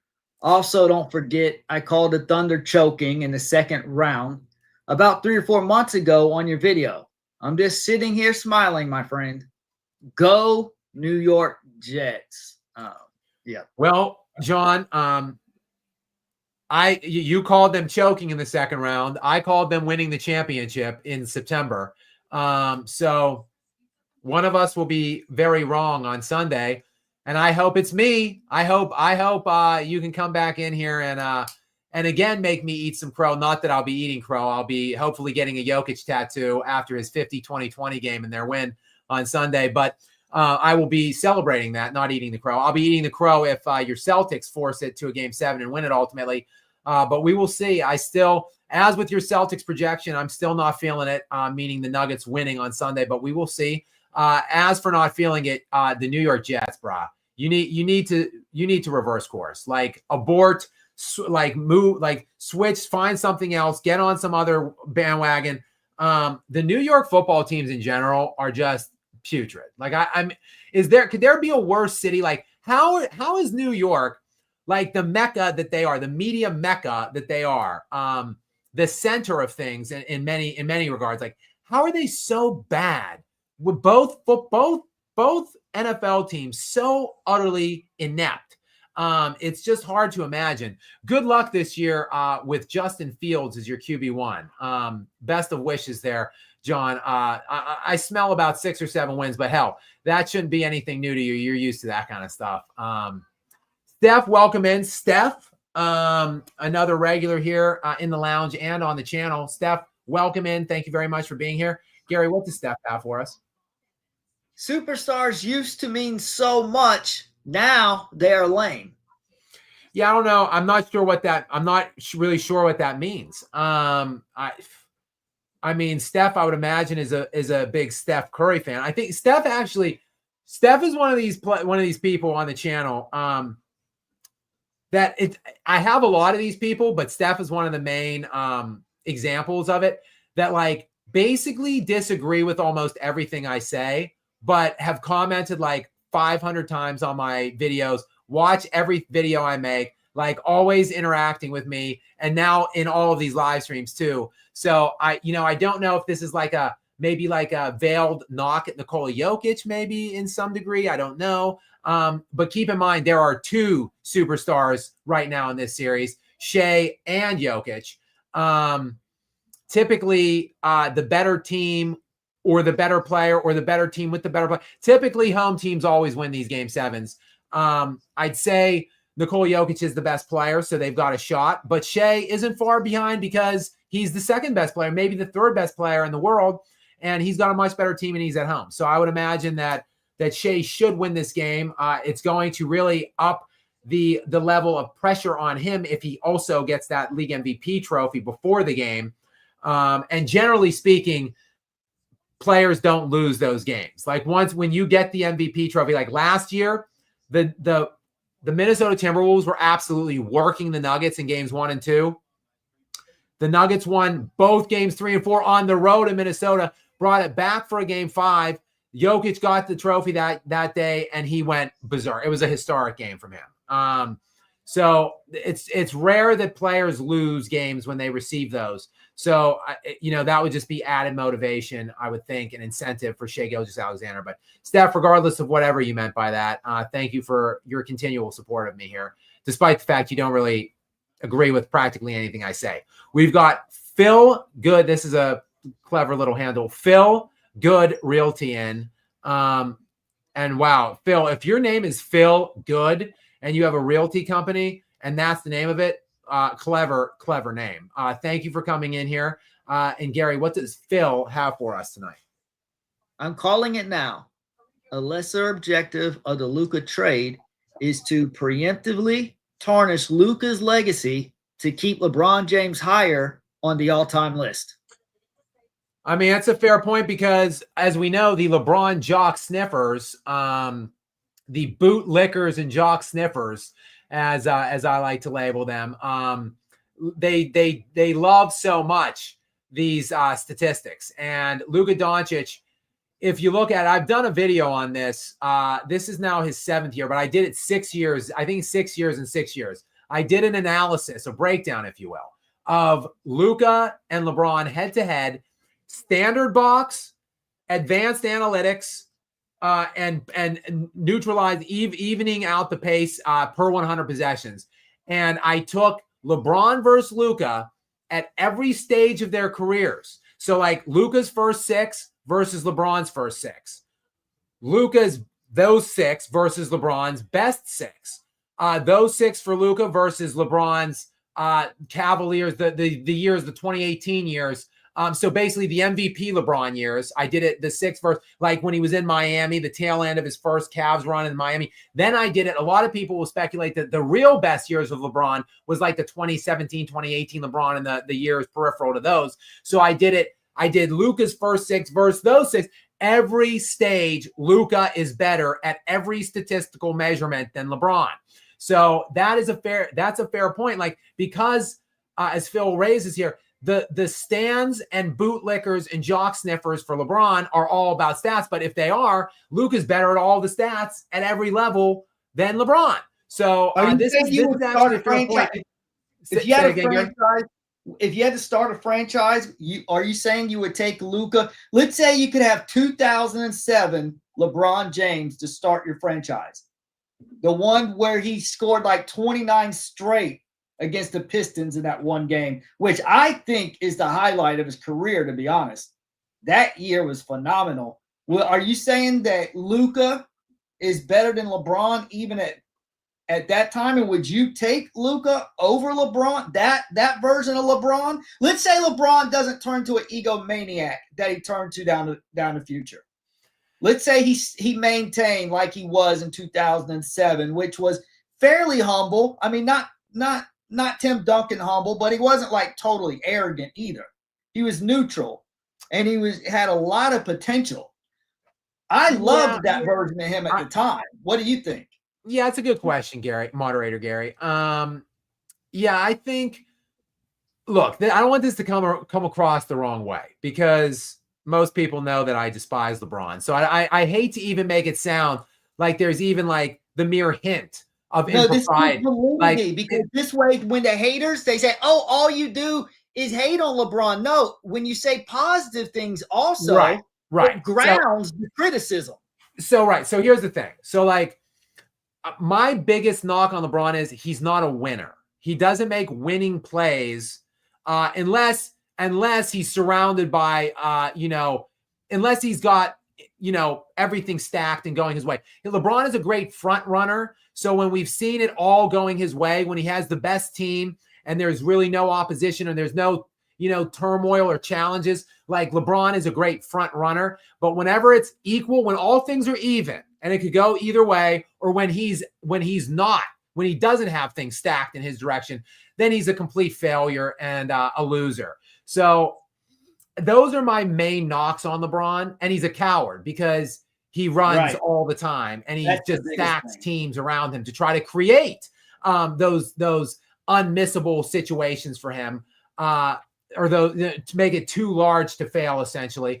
But in terms of his durability, his athleticism, his professionalism in keeping his body in like the peak, operating conditioning, and who knows what he's using to do that, by the way. Like maybe we don't even know, like maybe he's utilizing PEDs, but I'm not factoring that in. Like the fact that you're telling me like I could have 20 years of one of the best like physical athletes that I've ever seen at any sport that is going to play like 70-ish games every year, no matter what. Yeah, I'm probably taking that guy over Luka, simply because Luka has proven to be like clutch in the playoffs. He's proven to be like a playoff riser, unlike LeBron, but he hasn't won anything either at this point. And to me, the way they ran through the West last year, I thought they were going to win that finals. Now, Boston was better. They were favored, but like they hadn't been tested. They choke all the time. Look what they're doing this year. I thought, and the way Dallas ran through that West, like they beat the Thunder, who were the 1 seed last year. They then everyone thought Minnesota was just going to run right through Dallas after they remember, they swept the Minnesota Timberwolves. They swept Kevin Durant in the first round. They then go down 3-2 to Jokic and win 2 games in a row in game 6 and 7 in Denver. And when they won that game, they're like, oh, it's over. Like OKC's out. Now they're just, Minnesota's going to destroy Dallas. And then Dallas easily won that. They beat them in 5 games. So I think when they completed that run, which they didn't even have a gimme series in the first series, they beat the Clippers in the first round last year, did Dallas. So like it was like a magical run for them. And then they totally laid down in the finals. And Luka was a problem. Like he was not defending in that series. He didn't play particularly well offensively. The numbers looked okay, but like his shooting was terrible. He vanished in multiple stages of the series. So like you're presenting me with like LeBron and like another kind of LeBron copy in Luka to some degree, only like a better stat LeBron in Luka. So like, yeah, I'm going to take the guy who actually plays that you can count on to be durable, because we can't with Luka at this point. Luka's not well conditioned. LeBron is. And LeBron, while he doesn't ever play defense anymore, and he really hasn't since he left Miami, he did have the potential to defend it at an elite, all world level back in like the later Cavs days and the Miami days. So the answer to your question, Gary, is LeBron. But to answer Phil's question, Here's the bottom line, though, on your question, Phil. Here's the skinny, and it's undeniable. Luka will have to give in. He'll have to play into that in some degree because he has only 1 year left on his deal. So he could play. He could say this summer, he could say, no, thank you. I will not be signing an extension. I'm going to play out this 1 year, see how things go. I'm going to test free agency, and I'm going to make a decision next summer. And then he could just walk. No strings attached. So really, it's all on Luka now, Phil. He can easily stop this and shut that down. If this is the plan, he could shut that down himself this summer by rejecting the Lakers extension offer, which will be on the table. We've got Po-Yo-Yo on now. Po-Yo-Yo, nice handle. Welcome into the lounge. Gary, what does Po-Yo-Yo have for us? Yeah, I'm in agreement with him here. Coach Adelman needs to play Watson and Strawther. Their youth and tenacity are matching OKC's, and I feel the combination of the two make up for Michael Porter Jr.'s faults. And Nuggets fans were talking about Strawther before his rookie season started. They thought he was going to be really good, and he finally showed up tonight and showed what Nuggets fans were thinking he was going to be. Yeah, I think,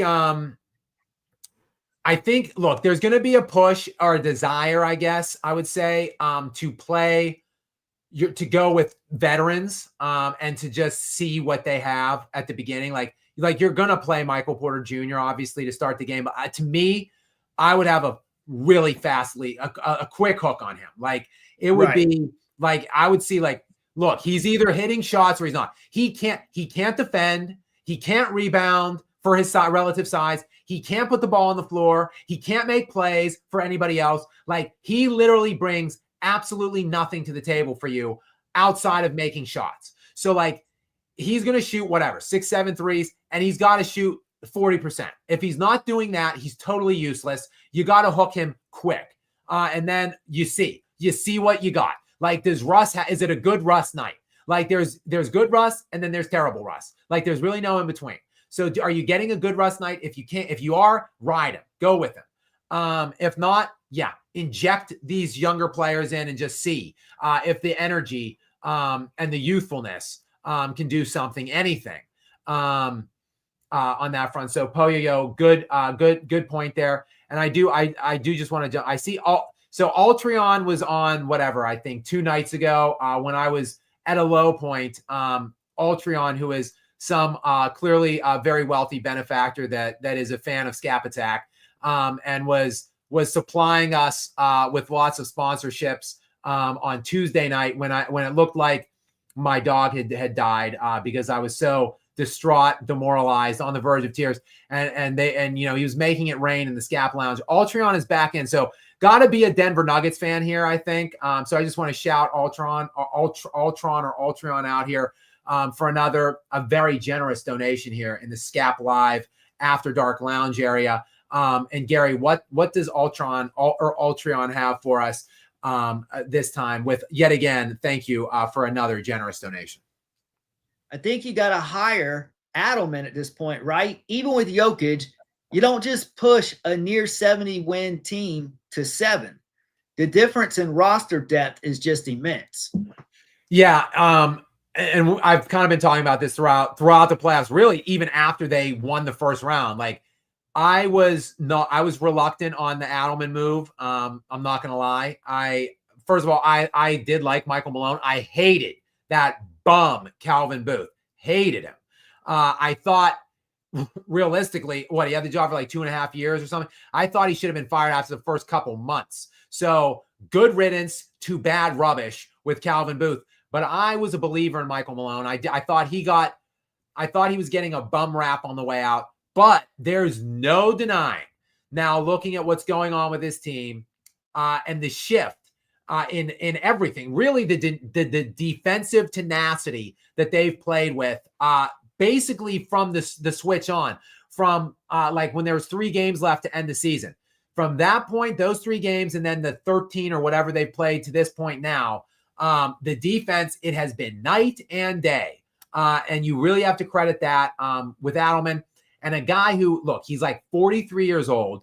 He has literally been a head coach only in high school Like he has not even some Division III college head coaching experience. Like he had no head coaching experience anywhere outside of high school.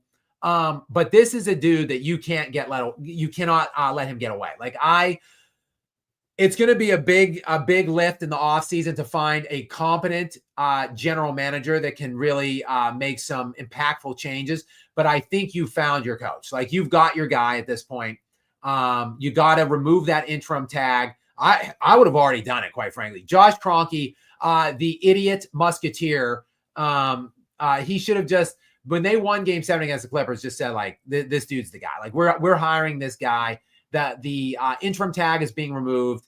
No pressure in this next series. Now that, look, win, lose, whatever happens on Sunday, like you said, Altreon, and again, thank you so much for your kind donation. To get this team, like this should have been a bloodbath. I mean, the Nuggets should not only have been swept in this series, like the average margin should have been like 20-ish per game, like 17, 18 point differential per game in a 4-game sweep. So the fact that they have been in every game outside of the one they lost by 50, but whatever. In the 6 games that have been played, in 5 of them, they have been in every single game. And we're now going into a Game 7. All credit to Adelman, and absolutely, like this dude should be the guy moving forward now at this point, in my opinion. We left off at Poyoyo again, which was kind of another Adelman question. So we addressed that. Poyoyo, thank you again for that. And we've got John Radcliffe in back again now for who knows how many times. John is always donating to us here in the SCAP Live lounge area. So many thanks to you again, John. What Gary, the moderator, does John have for us this time? John, I don't know about this one. I don't know what's wrong with our friend here, but the question I have is let me ask it first. Stream idea. Anyone last 3 minutes in the cage with me gets my Jets season tickets for a year. Any takers? But I mean, does the winner or the loser get the tickets? Because it would seem like the winner would not want the prize to be season tickets for the Jets. I see. I see what you're saying here. Loser. Yeah, I see what you're saying. That's like a punishment. It's not a reward. Exactly. Yeah. For those of you that don't know, John Radcliffe, our correction officer, is roughly 6'4", in the 300 range. Brazilian jiu-jitsu and other various disciplines of fight training. And obviously, he deals with inmates and convicts throughout his day in and day out life. Now, John does have a shoulder injury right now, so this might be the time. He might be vulnerable now with that shoulder injury. But anyway, Brazilian jiu-jitsu, is that more of a ground discipline? Because I wouldn't want to be on the ground with 6'4", 300-pound John. But maybe we could get E after Sully finishes mud wrestling with E. Maybe E can then move from the mud pit into the cage with John. So that's a bit of an idea, maybe moving forward for yet another stream. We're getting stream ideas all over the place here tonight, guys. Many thanks to you for providing me with all these content ideas. We've got Carlo Jacinta Cruz in, another regular here to the lounge. Carlo, welcome in. What does Carlo have for us tonight, Gary? Scap, you look tired, man. Well, thanks for the compliment, Carlo. I'm sure Scap appreciates that. And he's asking for a summary, Scap. I missed a game. Can you give me a summary? This Denver team has impressed me. We have another Game 7. 2 greatest words in sports. Well, Carl, I can't lie. I am tired. I barely slept in like a month. Well, or whatever. It's been whenever the playoffs began, basically, I've barely slept.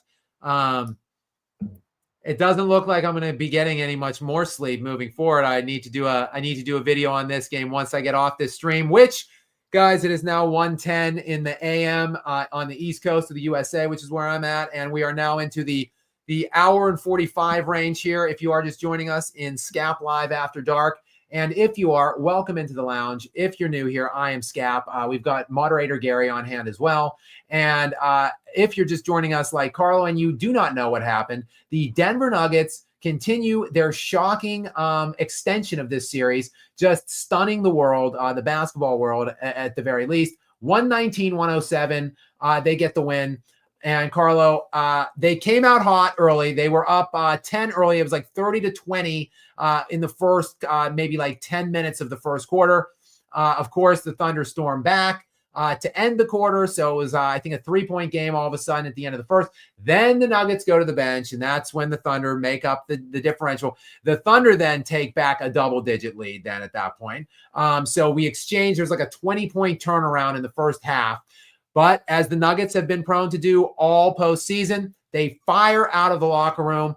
They get all over the young Thunder out of halftime. 32-21. They won the third. Again, nothing new. We've seen it all postseason from them. We've seen it the last 3 games virtually with the Nuggets coming out and putting it on the Thunder.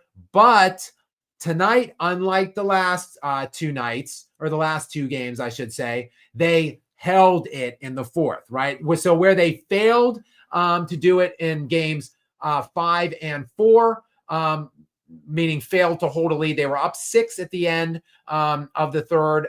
2 games ago, they were up 8 last game. They were up, I believe, up 9 with 9 minutes to go, actually, last game. Just did not have the energy to hold on in the last 2 games. Tonight, they did. And no doubt that a big factor in that being, well, welcome to the series, Denver Nuggets bench. They actually got some bench contributions tonight, most notably from the surprise of the playoffs at this point. I think Julian Strother coming up big at home in front of the home crowd, 15 points. He had only 17 points all playoff run long before tonight.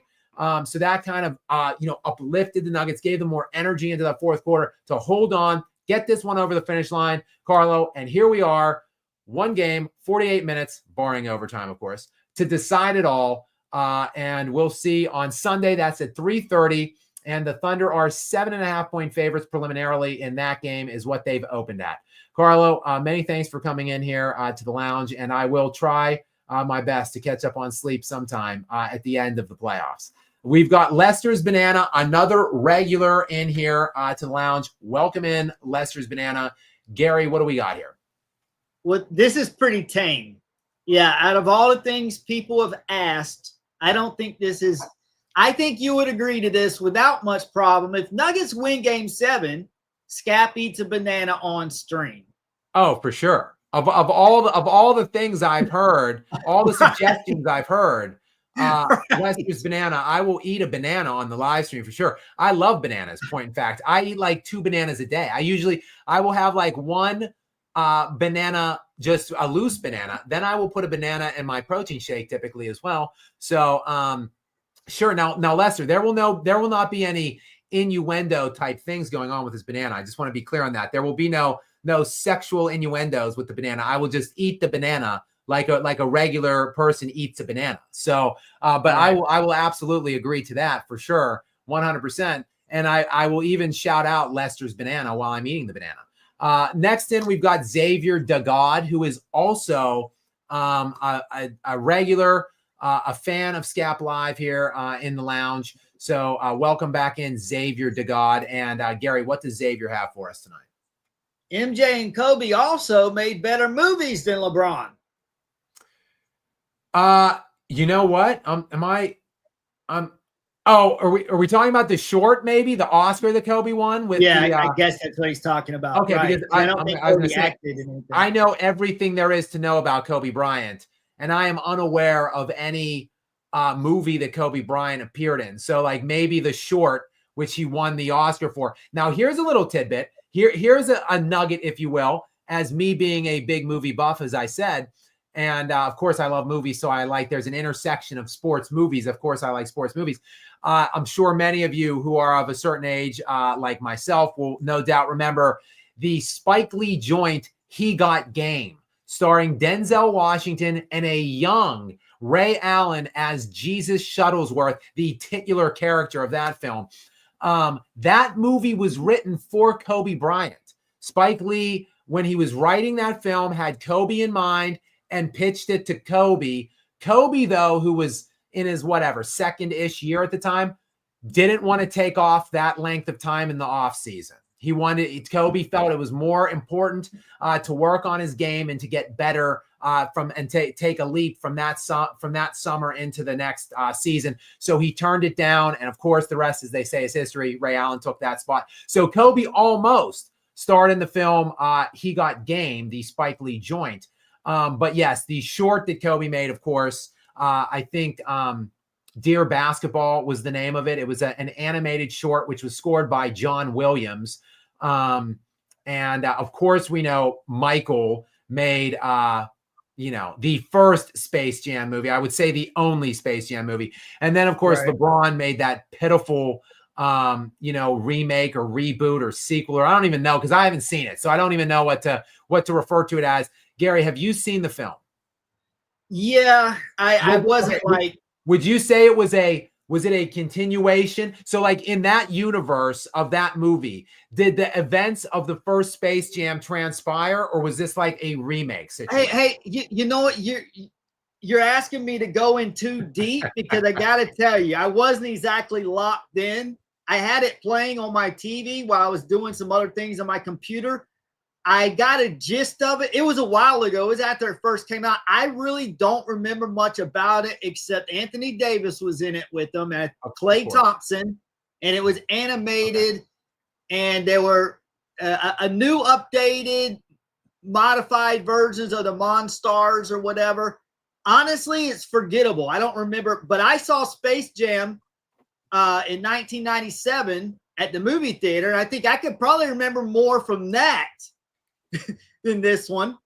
I remember Bugs Bunny kissing Michael Jordan or whatever. And I remember Michael Jordan extending the ball to to Patrick Ewing and Charles Barkley. Here's your game, what little game you have left, or whatever that line was. I always thought that was funny. So I remember more about a movie from 28 years ago than LeBron's rendition that just came out. LeBron's was not very good. I remember some bad acting at the very beginning before they went to the cartoon world with him and his son. I can't remember if it was Bronny and Bryce or if it was actors. I think it was an actor. So Gary, let me just say, I've got it up right now. Space Jam: A New Legacy. I have the Rotten Tomatoes consensus. The critical consensus of 228 professional critics, reviewers, if you will. And the consensus is rotten, 25%. And the critical consensus is, despite LeBron James's best efforts to make a winning team out of the Toon Squad, Space Jam: A New Legacy trades the zany meta humor of its predecessor for a shameless, tired exercise in IP-driven branding. Ouch. So this is my promise to everyone here on the live stream here in the Scap Lounge. I will watch when the playoffs end, not before because I have no time during the playoffs. But when the playoffs end and I have more time, I will watch this new movie and I will make some kind of a reaction video to it. Hell, I might even live stream myself watching the movie. So that's something maybe we can get into. But Xavier DeGod certainly ain't wrong. Kobe and Jordan, better at everything else than LeBron. Why not be better at movie making as well? Next thing we've got Lee Carleon, I think. Lee, many thanks. Welcome in to the Scap Lounge here. Thank you for supporting and sponsoring us. Gary, what does Lee have for us? I will move to Denver from AL. Is that Alabama? From Alabama if the Nuggets win the chip. I mean, okay, we've got that going. Like I said, if Jokic scores 50, 20, and 20, if he drops a 50, you know what? I might even reduce that from 50, 20, 20. If he just does a 50-point triple-double on Sunday and wins the championship, I think it might be tattoo range efforts for me. I don't know. We'll see. And we've got someone willing to move as well. So we'll see. What happens with this playoff run the rest of the way. Certainly it's gone on much longer than I was anticipating. But Lee, we'll keep an eye on the Nuggets, and we'll keep an eye on you, and maybe hopefully you're going to be need some moving trucks and start looking at properties in Denver, hopefully by the end of the playoffs. So thank you though for coming in, and thank you for your support. We've got Do Ute Monsoon in again. This zany handle here. Thank you, Do Ute Monsoon, for coming back in. Gary, what this time are they asking? Thank you for not only reading but expanding on my stupid question. Nuggets in 7. MJ the GOAT led league in steals and scoring 3 times. Only I guess he's talking about Allen Iverson, has done that once. No one leads in a defensive stat and scoring. Wait, is he talking about Iverson, or was Iverson good at Iverson wasn't good at defense, was he? He wasn't necessarily a great on-ball defender, but he did lead the league in steals. And right, I know he gives effort, but he's so small. Right, but he did lead the league in steals, and I do believe the year he won the MVP when he led the league in scoring, which he led the league in scoring 4 times.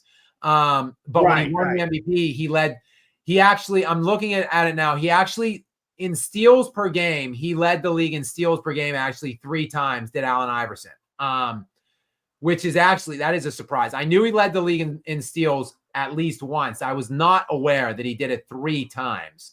So Allen Iverson actually led the league in steals and scoring twice, believe it or not, Do Ute Monsoon. So Jordan, yes, did it 3 times, but shockingly, Allen Iverson did do it 2 times as well.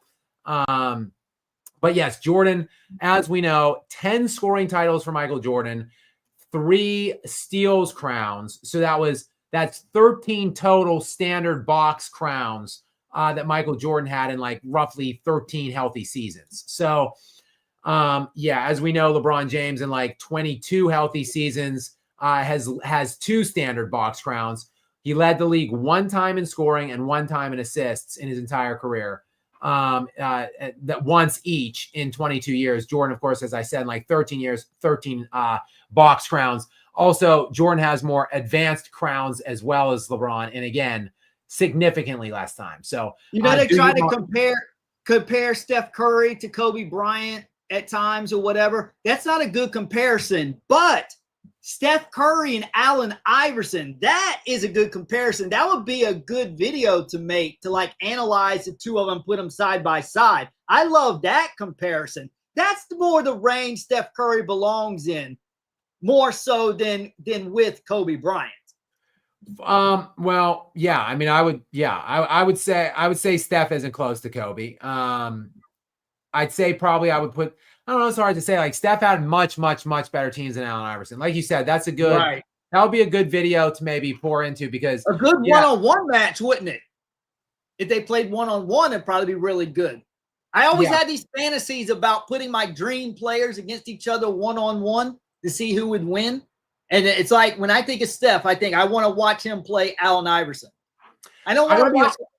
I'm sorry, go ahead. No, go ahead. You can finish your thought. I was just saying, and the other one, of course, we want to see is Jordan versus Kobe. It's like the dream one-on-one matchup, which probably could go either way.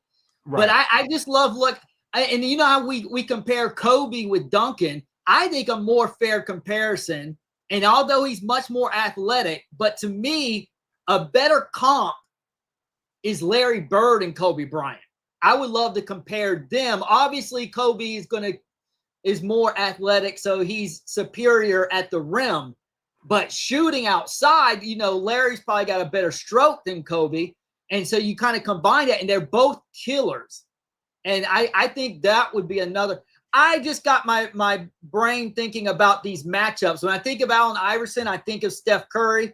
And now I'm just thinking. So go ahead and continue with your point. I was just gonna say, while I am again, admittedly like a walking statoid, like I just know stats, like I know historical things about the NBA, like not a lot of things slide by me, especially not in eras that I was actually alive for.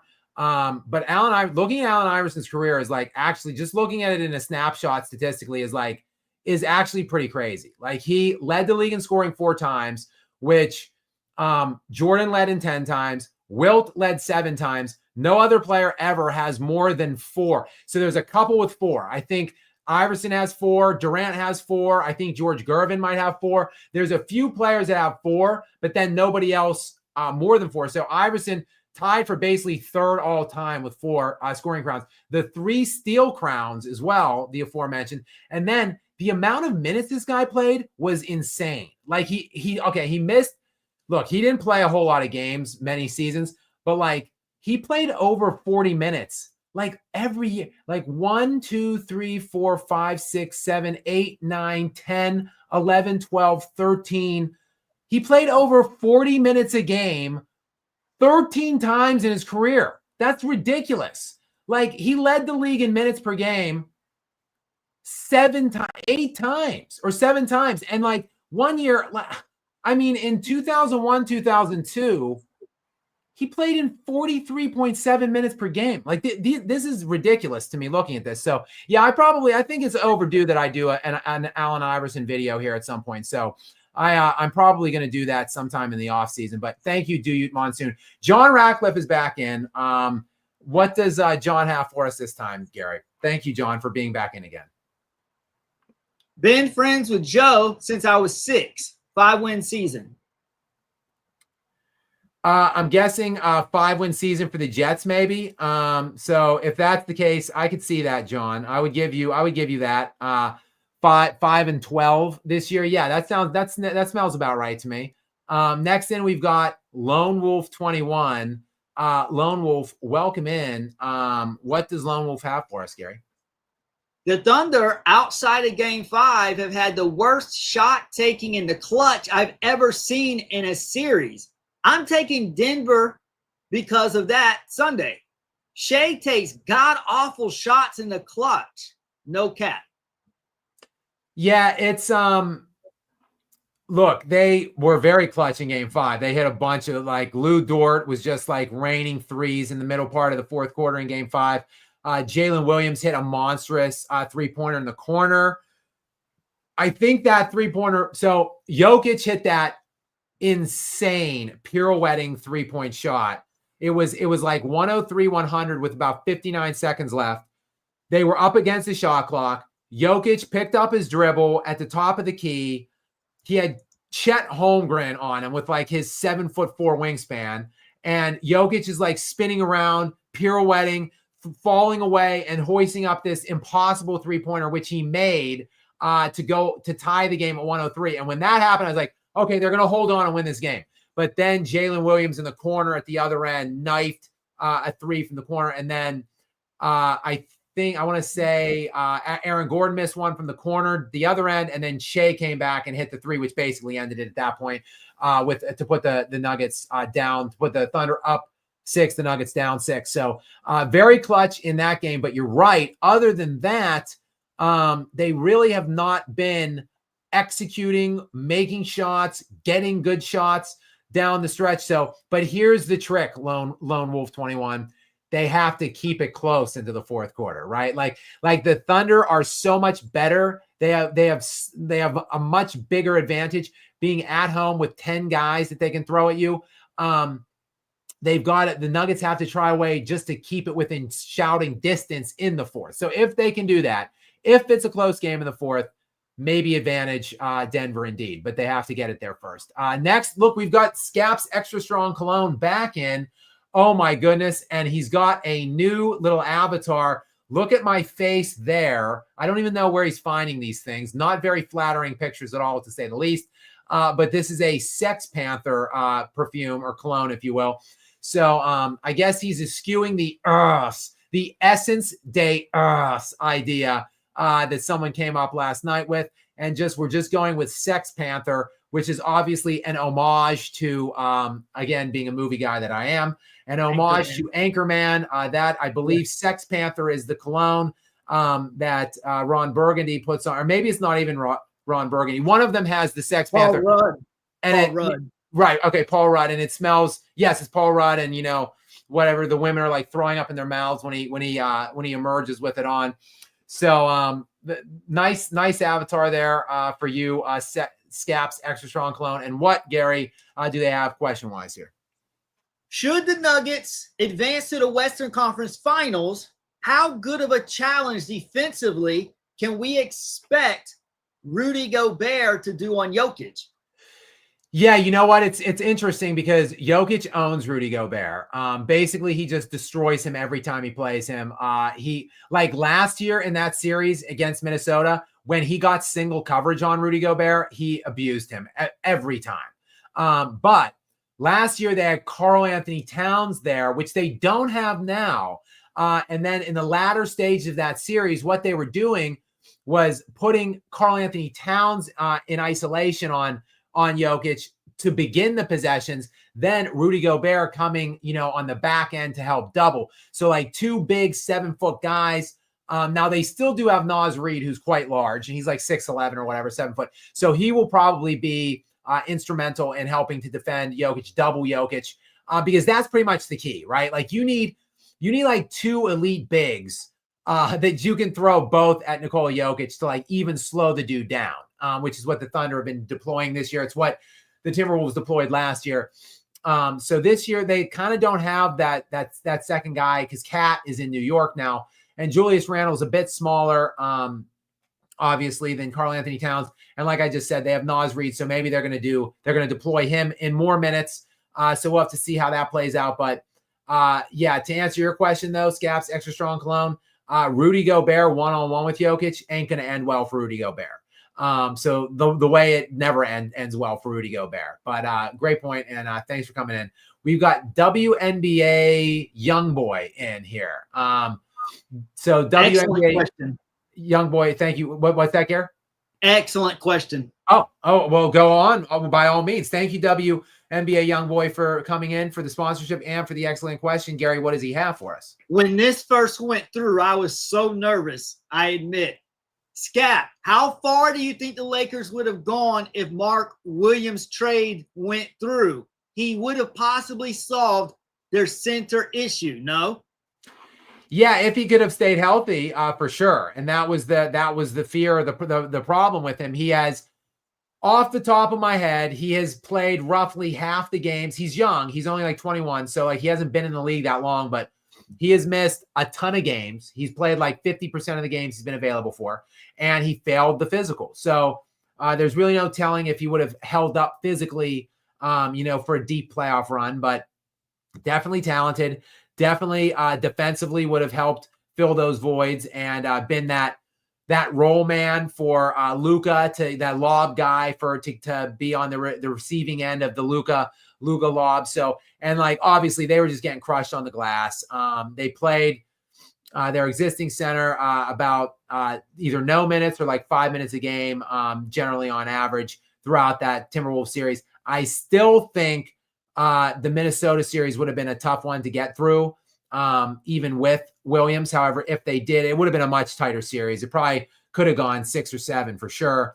And then if they got through that, well, probably they would have beaten, I think it would have been Golden State. I think they would have beaten Golden State. So really we would be looking at the Lakers in the Western Conference Finals right now. Maybe had they gotten through that Timberwolves series, which I would be feeling much better about myself with the very slim prospect of the Denver Nuggets somehow pulling a miracle on Sunday and getting through. I would much rather be seeing LeBron and the Lakers than the Minnesota Timberwolves. But great question, WNBA young boy. And again, thank you for being here and for sponsoring us. We've got Vegas 96 in next.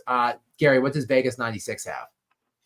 I just asked Brock on X. The Joker's averaging more minutes this series than last year against the Timberwolves. 40.5 last year, 41 this playoffs.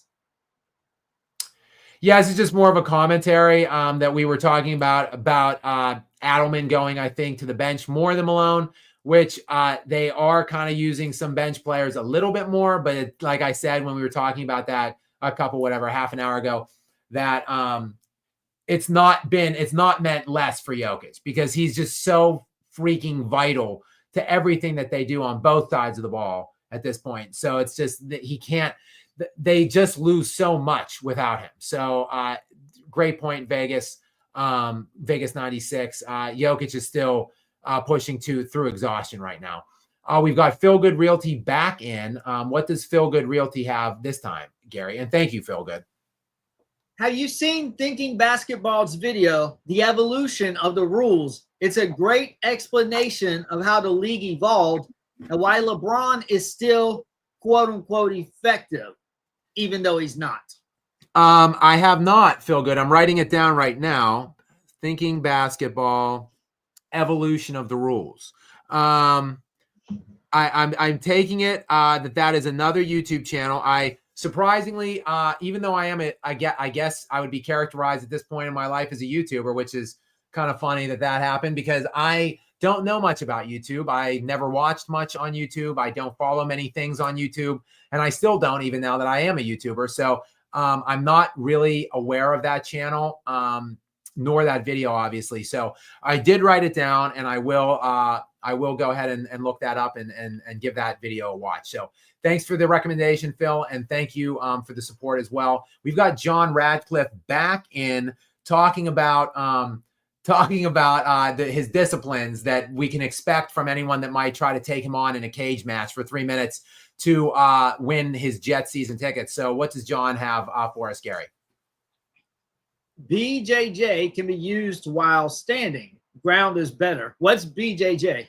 Brazilian Jiu-Jitsu, Gary, is BJJ. So that is just one of the several disciplines that John has been schooled in, and also is, in the 300 range at 6'4". So we certainly don't. I don't think many would want to mix it up with John, especially if the Jet season tickets are the only prize on the line. But it is out there. So everyone out there, still, we've got over 600 people here now that we have crept over the 2-hour mark of Scap Live After Dark here, nearing the 2 a.m. hour. If you are on the East Coast in the USA, like me and Gary, moderator for that matter. But if you want to take John up on this cage match for his Jet season tickets, please go ahead and drop a comment in that comment section area. We can set up some kind of a Scap lounge stream for the match. So just let us know if you're interested in those tickets. John, thank you. And we've got Franco the Italian a regular in the lounge. Franco, many thanks for your continued support of me here in the lounge. Gary, what does Franco have for us this evening? Morning, guys. Heck yeah, Nuggets. I told you to believe, Scap. Where there's a joker, there's hope. Yeah, there's a lot of that coming in here tonight. A lot of the world, the world is not over. The sky is not falling. The sun will come up tomorrow. And Nikola Jokic, where there's a Jokic, there's a way.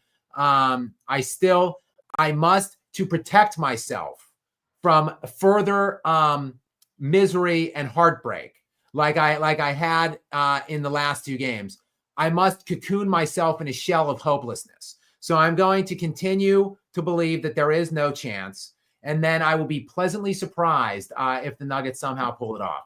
But thank you, Franco. And you certainly should definitely keep the hope alive because, again, through Nikola Jokic, all things are possible.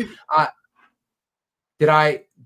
must have jumped. Oh, no. Okay. I've gone backwards. You've got the president of the United States. Oh, my goodness. He watches your channel. Donnie Trump at 1:39 a.m.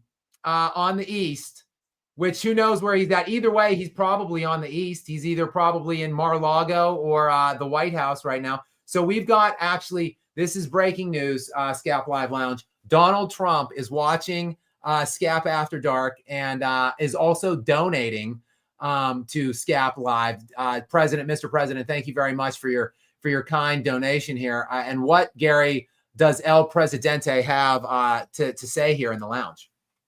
Well, he's putting your feet to the fire here. Scap Attack, you called the OKC win, but you are not different than a LeBron lover. Explain yourself. Well, I did call the OKC win. I stand by the OKC win. I think the OKC, the Thunder in this equation, Mr. President, all due respect. I don't know, though. I don't get your point of how I'm no different than a LeBron lover. That is what I'm not connecting these dots. But Mr. President, if you'd like to come in and clarify your question, by all means, I'm here to answer, to try to answer it. I've been on the Thunder all year long. I think, look, the Thunder last year were the second rated net defense last year. They added Isaiah Hartenstein and Alex Caruso in the offseason. Both were top 5 positional rated net defenders last year. So you're adding to the second best defense already. You're adding 2 top 5 positional defenders. And Caruso was second team All-NBA defense last year, first team defense the year before. And he was second in point of attack defense last year. The only guy that was better was Dort. So you're telling me you're going to have the 2 best on-ball defenders in the entire league on the Thunder, then 2 of the 3 best rim defenders in Chet and Hartenstein on one team. I connected these dots early on in September and said, the Thunder are going to be a historically great defense, a historically great team, and then they're going to easily win the championship because they were the second best team last year in SRS, the second best team in net rating last year, the second best team in net differential last year, second in all of those things to Boston, but yet they were so young. They were all 25 years or younger, and they had some depth issues in the front court. They address it all. They age a year naturally. They bring in 30-year-old Alex Caruso with vast playoff experience. They add Hartenstein to beef up the back end and to help with Chet. They addressed everything. It wasn't hard to see. So yeah, I've been on the Thunder all year long. I still am. I hope I'm wrong, and that doesn't make me, I don't think, anything like a LeBron lover. But again, Donnie, come back in and let us know what you're talking about there. Jolly Joshams, meanwhile, I guess he's saying that you defend Jokic in the same way LeBron fans defend LeBron, I guess is what he's getting at. Yeah, that's a pitiful. I don't see that. It's a pitiful take. It's unequivocally incorrect. I reject it full-heartedly. Anyone that suggests that, all due respect, Mr. President, anyone that suggests that doesn't know what the hell they're talking about, quite frankly. They don't understand basketball. They don't watch any of my videos, and they don't understand where I'm coming from on it. But right. I do get a lot of it, and I got to be honest, it does piss me off. I don't bring up other people's names on this stream in terms of other creators, but I take it a lot from other creators about it. And it's because they're ignorant fools that don't know what they're talking about, and they don't know what I'm trying to say or where I'm coming from. LeBron James catches my criticism because LeBron James has had super teams at every stage of his career after the first 7 seasons in Cleveland. I didn't necessarily, the only reason I criticized LeBron in the first 7 years with the Cavaliers is because he was losing to teams that Kobe Bryant was beating with similar supporting casts. So the only context of which I was criticizing LeBron early in his career was in saying that he ain't better than Kobe. He's being uplifted as being better than Kobe, winning Kobe's league MVPs, yet when it really matters, Kobe, with a similar supporting cast, is beating the teams that are ending LeBron's career those seasons. But I wasn't necessarily calling LeBron a loser and he can't get it done and a choke artist, because quite frankly, even though he was the league MVP, he had the best record in the NBA. Those Boston teams were better. The team that beat him in 2009, 10 or whatever was better than his Cavs team. Fine. But see, here's the thing. Jokic has never improved his health. If LeBron stayed with those Cav rosters his whole career and never got really high-end all-stars or supporting casts, then that would be what Jokic is playing out now into his age 31 season. LeBron went to Dwayne Wade, who was the second or third best player in the NBA that year when he joined up with him. He went to Kyrie and Kevin Love. Kevin Love, who was a top 10 player in the NBA. Kyrie Irving, who was an ascending back-to-back all-star at that point. He joined Anthony Davis, who was a top 5 player in the NBA when he joined. Give Jokic those things. Now LeBron's got Luka. Give Jokic Luka Doncic right now. If Jokic had Luka Doncic, there wouldn't be any kind of defense for him by me. There wouldn't be any excuses. You give Nikola Jokic, Luka Doncic right now, I would be anticipating championships, multiple, and if they didn't come, then criticizing him is fair game.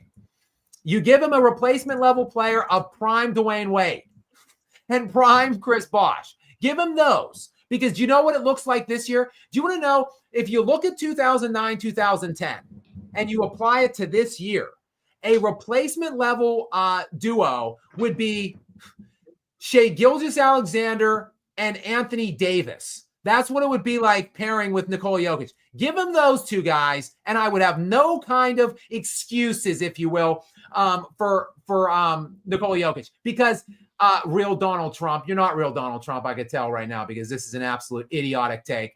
I'll tell you this. I don't make excuses for Nikola Jokic. I give reasons. That's what the fools on this platform that criticize me routinely don't understand, because they're too stupid. And I try to walk them through it the best I can with videos to the best of my ability. There's one up right now.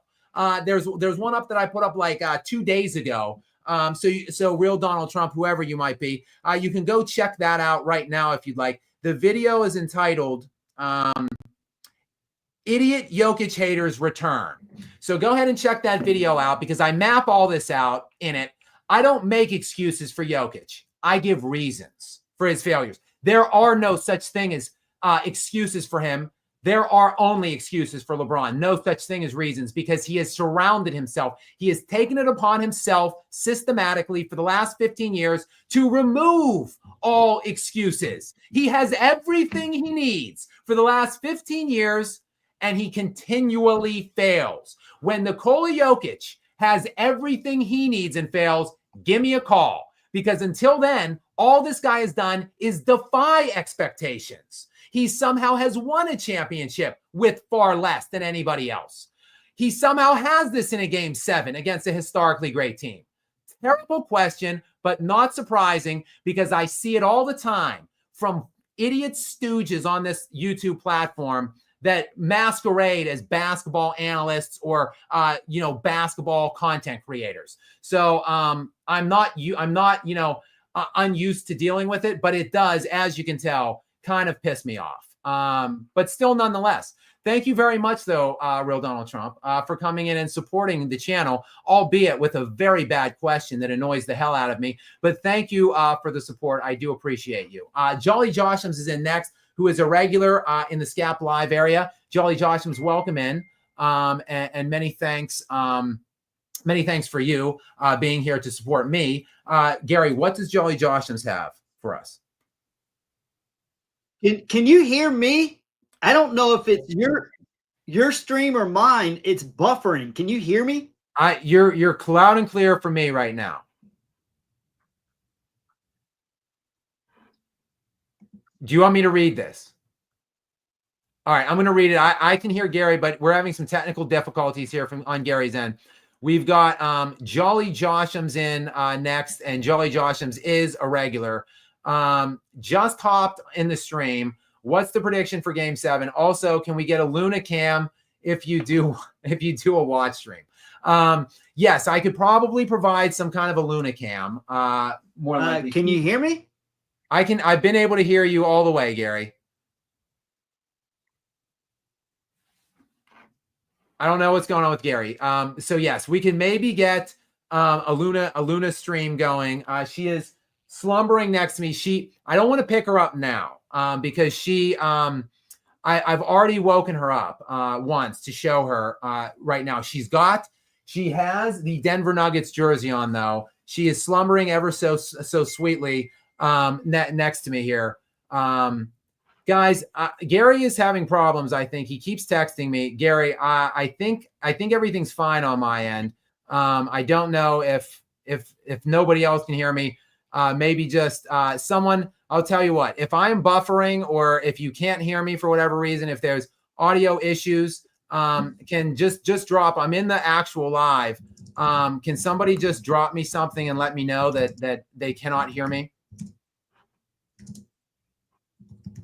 All right, I'm not seeing anything right now. A couple comments have come in, so I think we're all good, Gary. I think it's just you. Yes, maybe we can get a Luna cam. Not for tonight. I can't show her again tonight because I hear you now. Again, I don't want to wake her again. But yes, she is. We can maybe make that happen, Jolly Joshams.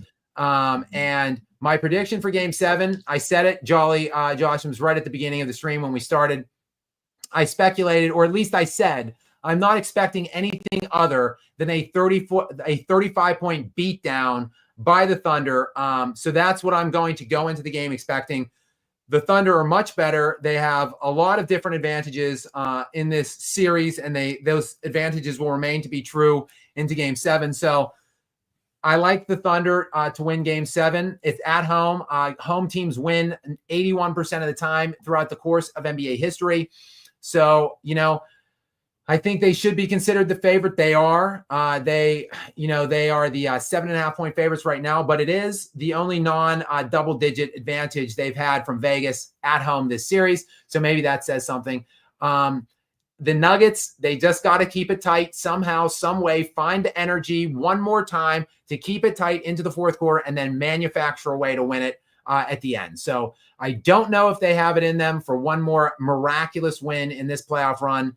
I hope I'm wrong. I typically always want to be right. I've never hoped to be wrong more than right now.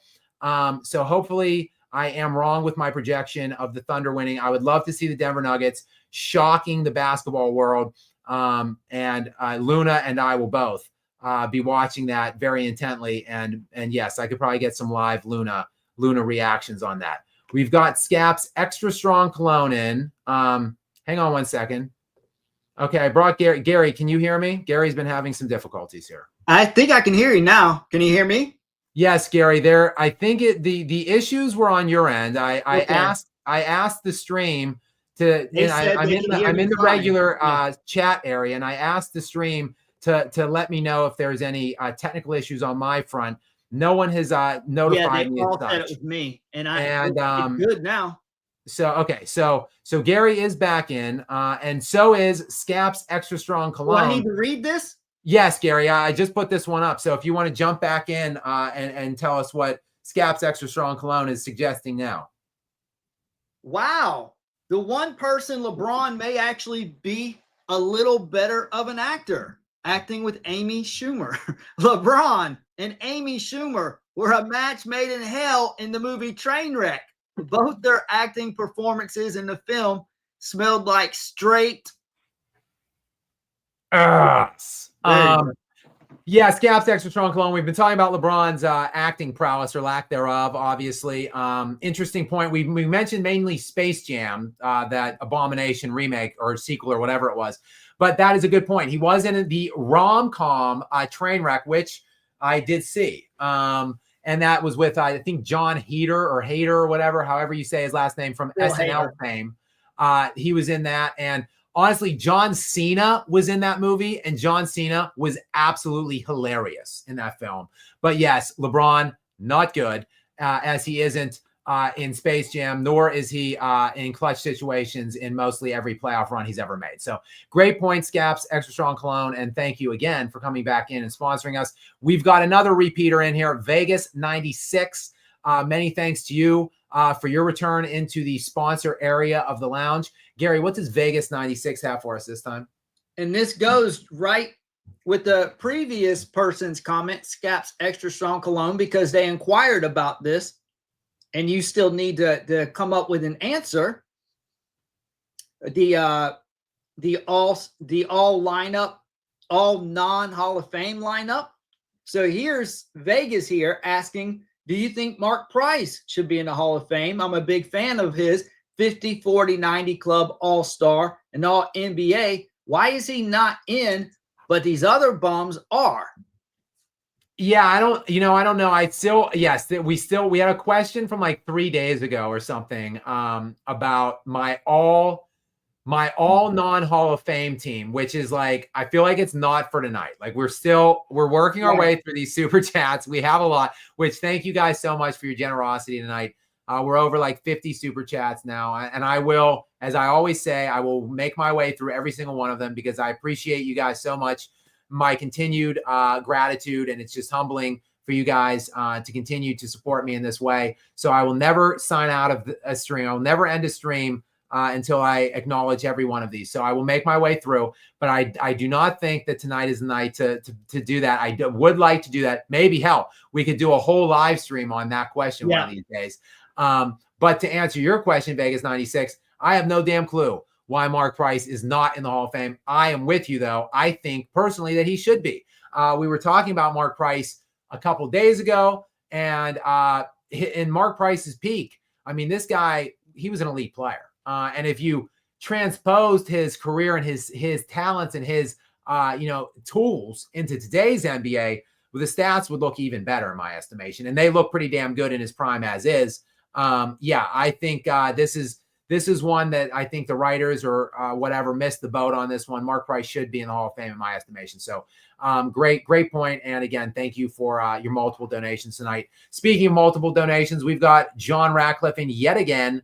And Gary, he's got a theory here about Larry Legend and Kobe. Yeah, leave it from the Celtics fan. And if anyone could break Kobe mentality, it's Bird. I'd love to see them. I don't think either one of them would break. They would be just iron sharpens iron. They would have been beautiful to have seen.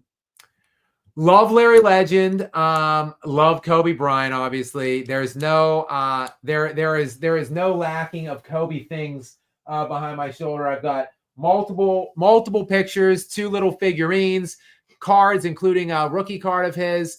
The very top one up here, this thing right here, that's actually a signed Larry Bird card. And it's framed there. Which was a gift, by the way. Shout out to Rachel Robert, who gave me that actually as a gift. I cherish that, and it is obviously in my shot here in the old studio. So I'm a big Bird guy. One of my favorite all-time players, along with Kobe Bryant. A absolute great competitor, great will. Bird, it wasn't called Mamba mentality, but he has whatever the Mamba mentality thing is that Kobe Bryant has. Let's just call it like the iron will or the alpha mentality or whatever it is. Like Bird had it in spades too. So that would be a hell of a matchup between those two. I think they're both equally almost of adept scorers. I think Bird was, I think, probably from an efficiency standpoint, maybe even better than Kobe, but Kobe was a better inefficient player, if you will. Like Kobe is a better difficult shot maker in my mind than Bird. Kobe also gets the check mark on defense as far as I'm concerned, even though Bird is an underrated defender. That's kind of a toss up in my opinion. 2 great all-time competitors and 2 of my all-time favorites. So great point, John. And thank you for coming back in. Road King Thor is another one that is always here in the lounge area, sponsoring us and just participating overall in these streams. So welcome back in, Road King Thor. Thank you, Gary. What does Road King Thor have tonight for us? Just hopped in to say cheers to Scap. Also, La Baby Oil is a fraud, and his Stan boys sit to pee. Julian Strother, the legacy game. That's a funny comment, Road King Thor, on many levels. Multiple tiers of that comment made me chuckle. So thank you very much for coming in with that and for sharing that with us. Yes, pretty much all of that.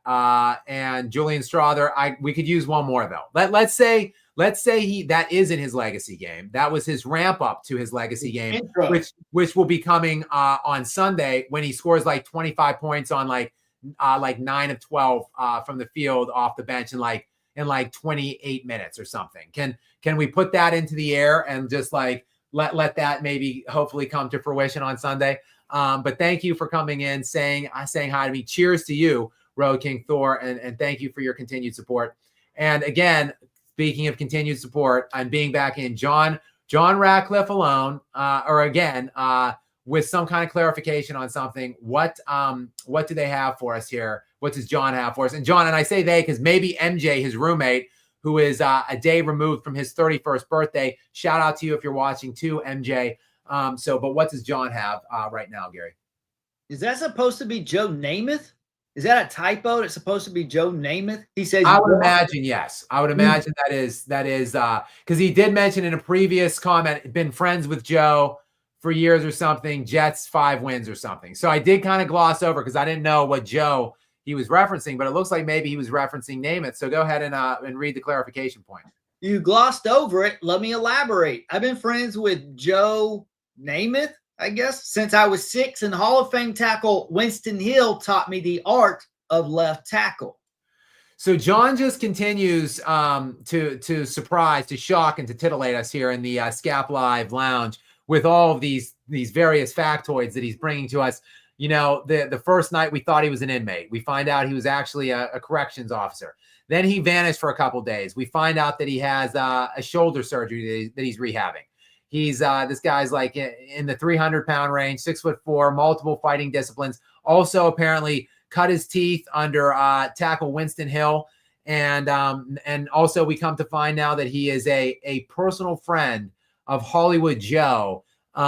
John, can you let us know, do you have a fur coat as well? Did Namath, did he gift you that fur coat, or do you maybe just have a separate fur coat that you wear sometimes in honor of Hollywood Joe? So, and speaking of Joe, that is, John, you as a Jets fan, that's pretty much the last time your team was relevant. And you being 31 years old, that was well before your time. So hopefully maybe Justin Fields can return you to the Namath glory days this year, but I wouldn't hold my breath for that one. But thank you for being in here. We've got Stephanie back in. We're a little behind here. Stephanie was in about a half an hour ago. I'm a little behind on some of these. Stephanie, thank you for coming in. I know she's a Cavs fan, so it's been a couple tough days for her. So shout out to you for returning to the lounge and being a part tonight, despite your Cavs obviously having a tough way out in the playoffs this year. But thank you for your continued support and viewership here for me in the lounge. Gary, what does Stephanie have for us tonight? Guys, which team of the remaining you don't want to win the ship, or at least favorite? And did you see Braun's tweet praising Halliburton? Bet he was happy the Cavs lost. Stephanie, that's a good point. I have not seen it. I'll have to look. I'll have to see. I'll have to get into that and look into that tweet. That's a good point. Maybe I might need to do a little LeBron update video here sometime. I haven't talked about him in a couple of days. So thank you for bringing that to my attention. And yeah, that's a good question. I don't even root for teams. I've talked about it in the past couple of days. Like I am just rooting against teams. First and foremost, every year I begin like any team but the Lakers. Don't want them to win. I also don't want the Warriors to win either, because I think if Steph gets a 5th ring, it's just going to be ridiculous. People are going to be saying he's the GOAT. I don't want to see it. I'm sorry. I also can't stand Draymond Green. So not a big Steve Kerr fan either. So those are the two teams I really, really, really do not want to see. Now I have become, against my will or wishes, somehow, some way, a huge Nuggets fan. So like now, like at the top of my list is the Nuggets to win. So obviously I'm desperately rooting for the Nuggets to win. If there was any team I don't want to see win the championship this year, I don't really have much ill will for any of these teams the rest of the way. I don't like the Pacers. I don't really mind the Pacers. Some of Minnesota rubs me the wrong way sometimes, I will say. Yeah. I don't like the behavior after some certain things, like the dancing around on the sidelines. Like it just rubs me the wrong way sometimes. Like the way they celebrate wins and the way they're kind of classless at times and losses. Like maybe it's different now this year. Maybe they've matured from one year to the next, but like just kind of rubs me the wrong way sometimes. So like hopefully, I guess maybe if you force me to pick one, though, I don't really have any one team that like I'm dreading seeing winning if it's not the Nuggets. But I guess if you force me to pick one, it would maybe be Minnesota. Actually, if I could pick any team to win, Garrett, I might want the Pacers to win, maybe. The Pacers or the Knicks. Like I would probably be rooting for someone out of the East if the Nuggets lose. So I don't know. We'll have to see how it goes, Stephanie. But thank you. Good question. And thank you for being here. Oh, wait, the clear answer is the Celtics. John Ratcliffe, the answer for us is the Celtics. That's right. I'm counting the Celtics out and pretending like the Celtics are already out, I guess. That's a good point, Stephanie, to your point, and Gary. Like I'm probably rooting against the Celtics at this point. I just don't think, though, if they win this year without Tatum now, they would deserve it, I guess. Oh, I don't think they really deserved that ring last year.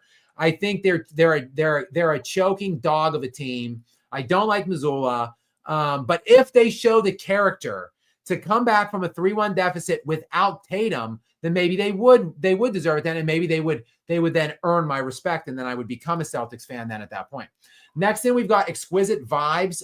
Thank you, Exquisite Vibes, for your donation. And Gary, what does Exquisite Vibes have for us tonight? Will James Harden pull out a fat suit? I'm just remembering that image of him, how it's chunky he looked. Yeah, it's unknown though, Gary, moderator and Exquisite Vibes. It's unknown if that was indeed a fat suit or if Little Game James Larden just put in the work at the buffet line. Like I thought that's what he did. Like, did he really don a fat suit, or did he just eat his earth off? Did he just eat his way out of town? Did he just go full on Zion mode and eat his way out of town? I'm uncertain. But to your point, will James Larden pull the fat card next season? I don't see it. I think Jimmy Larden is going to, Little Game Jimbo is going to just stay put, end his career, I think, with Leonard in LA. I think they're committed to them in Los Angeles. And I think they have a pretty good supporting complement of players around those two guys. I see them both finishing their career now, moving forward in LA. But good question, Exquisite Vibes, and thank you. We've got Scaps Extra Strong Cologne back in again. Gary, what this time from Scaps Extra Strong Cologne and this funny little avatar that he's got? Well, I'm gonna toss up the alley-oop to you because you're gonna say the last word. Which current player describes essence the? That's hard. That's a tough question. Are we talking like all time? Are we talking just right now? Are we talking this year and just in the playoffs right now? I think I'd be hard pressed to find a more type player right now in the whole postseason than Michael Porter Jr., which look, he's 40. I think he's making $36 million to be precise. So $36 million this year. He came into tonight's game, which he actually had a fairly good game for his standards at this point tonight. He had 10 points on 4 of 9 shooting. I would take that all day with the way he's been playing coming in. But coming into tonight, he was averaging in this series 7.5 points per game on 25% shooting from the field. That, if that doesn't reek of essence, I don't know, quite frankly, what does for 36 mil. So that would probably be my candidate for that one. But thank you for yet again sponsoring us. And we've got the fake Donald Trump is back in with some kind of a follow-up to my strongly worded chastising of his comment earlier, which I'm obviously I will put, if to a degree, I don't want any like really bad curse words or vulgarity or racial things going on in here, but I will put other comments that are not necessarily positive towards me up. So I think the fake Donald Trump here is back in with some disparaging point to be made. I won't go on that long about this one. I've said my piece on where I stand on it, but let's hear what he has to say in retort. Stop. You're going to be sent to El Salvador based on your shenanigans. You protect Jokic like LeBron lovers protect LeBrick. Again, I'm not going to go back into it. I went in on this person, this fake Donald Trump person. I went in on this comment about 20 minutes ago. I will not rehash. I don't think there's many new viewers tuning in now at 2:09 a.m. on the East Coast in the USA. We've got about 600 people still in here, which is about, we were over 1,000 at one point. We've been lingering around 600 to 700 most of the night. I think these people have been here most of the night. They probably have heard what I've said. If you have not heard my strongly worded condemnation of this person's last posting, you can look at my recent video posted about 30 hours ago now. It will be right up there, right fresh up front on my videos, called Idiot Jokic Haters Return. And it talks to this question and it defines the differential, the really easy, clear-cut difference between what I do with Jokic and what other people have done with LeBron. So you can go ahead and look into that. We've got Vacation Wealth Partners in who is a returner, a return sponsorship I think this actually might be someone else. I think they switched handles. Anyway, they've been in here from the beginning since I started doing these live streams about 2 weeks ago. So thank you, Vacation Wealth Partners. And Gary, what is the question or comment? Just got jealous of the other super chats. Keep crushing it, Scap. Also, Mike curious how you'd handle the Celtics if you were their GM given Tatum's injury and the cap. Well, thank you, Vacation Wealth Partners. No need to feel jealous. You have supported me regularly on here, and I appreciate you for that. Just tuning in to me here and in my videos means the world to me. So no need to feel jealous about super chats. I am obviously just floored and taken aback routinely every night when I come on here and get these donations from you guys. So thank you all very much. And Vacation Wealth Partners, thank you very much. And that's a good question on the Celtics. They're they are still a very talented team as we see them win last night by 25 points without Tatum. We'll see what happens tomorrow, but this is how talented they are. They go on the road in a closeout game with no Tatum. Who knows what Porzingis is dealing with? He's not really right now either physically. And yet that's a 2.5 point line. Like that's essentially like a coin toss on the road. So if they get that game, they'll be favored still at home in Game 7. So they still have a fighter's chance of getting into the Eastern Conference Finals without Tatum. And then who knows? Like they probably will beat the Pacers, I think, if they somehow get by the Knicks now. So, they're probably good enough to compete with any team in the East, maybe even still be the best team in the East without Tatum, which is just shocking and a true testimony of how great that roster is from top to bottom. But of course, they have no chance to really compete for a title without Tatum. And that's the unfortunate prospect that they're faced with now, probably all next season, because Jason Tatum, it is a full Achilles rupture. He had surgery a few days ago to repair it. And now, more than likely, that's a full year timeline. You're not going to bring him back into the playoffs with no playing time at all in the regular season and maybe none in the first round of the playoffs. So he's likely done all year next year, including the postseason. So, yeah, I mean, they're just going to, look, they're going to be tiered out. They're going to be in the apron here. They're up against the salary cap. There's really not much they can do. They still have to pay Jason Tatum that money. They're still committed to it, and they're going to have to pay it out. So, there's really not much. They're actually going to lose guys, one or two of these pieces at least moving forward here pretty shortly. So they're going to be losing the depth, and they're not going to be getting Tatum back. So you're just going to have to essentially, as a Celtics fan, sorry, John, cover your ears, grin and bear it next year, and hope Jason Tatum comes back as close to healthy as he can in the following year, and just go at it from there. Next, we've got in from Malaysia, CP. Welcome in again tonight, CP from Malaysia. What do they have here, Gary, for us? LeBron James is a literal man-child. Case closed. Not much to add to that, CP. Thank you for yet another generous donation, and thank you for being here from all the way from Malaysia. Shout out to you in Malaysia. And I co-sign that. I endorse it. And thank you for the support and for your acknowledgement that LeBron James is a man-child. And I agree. No lies spoken. No lies detected. Exactly. And case closed. Next, we've got Mason in.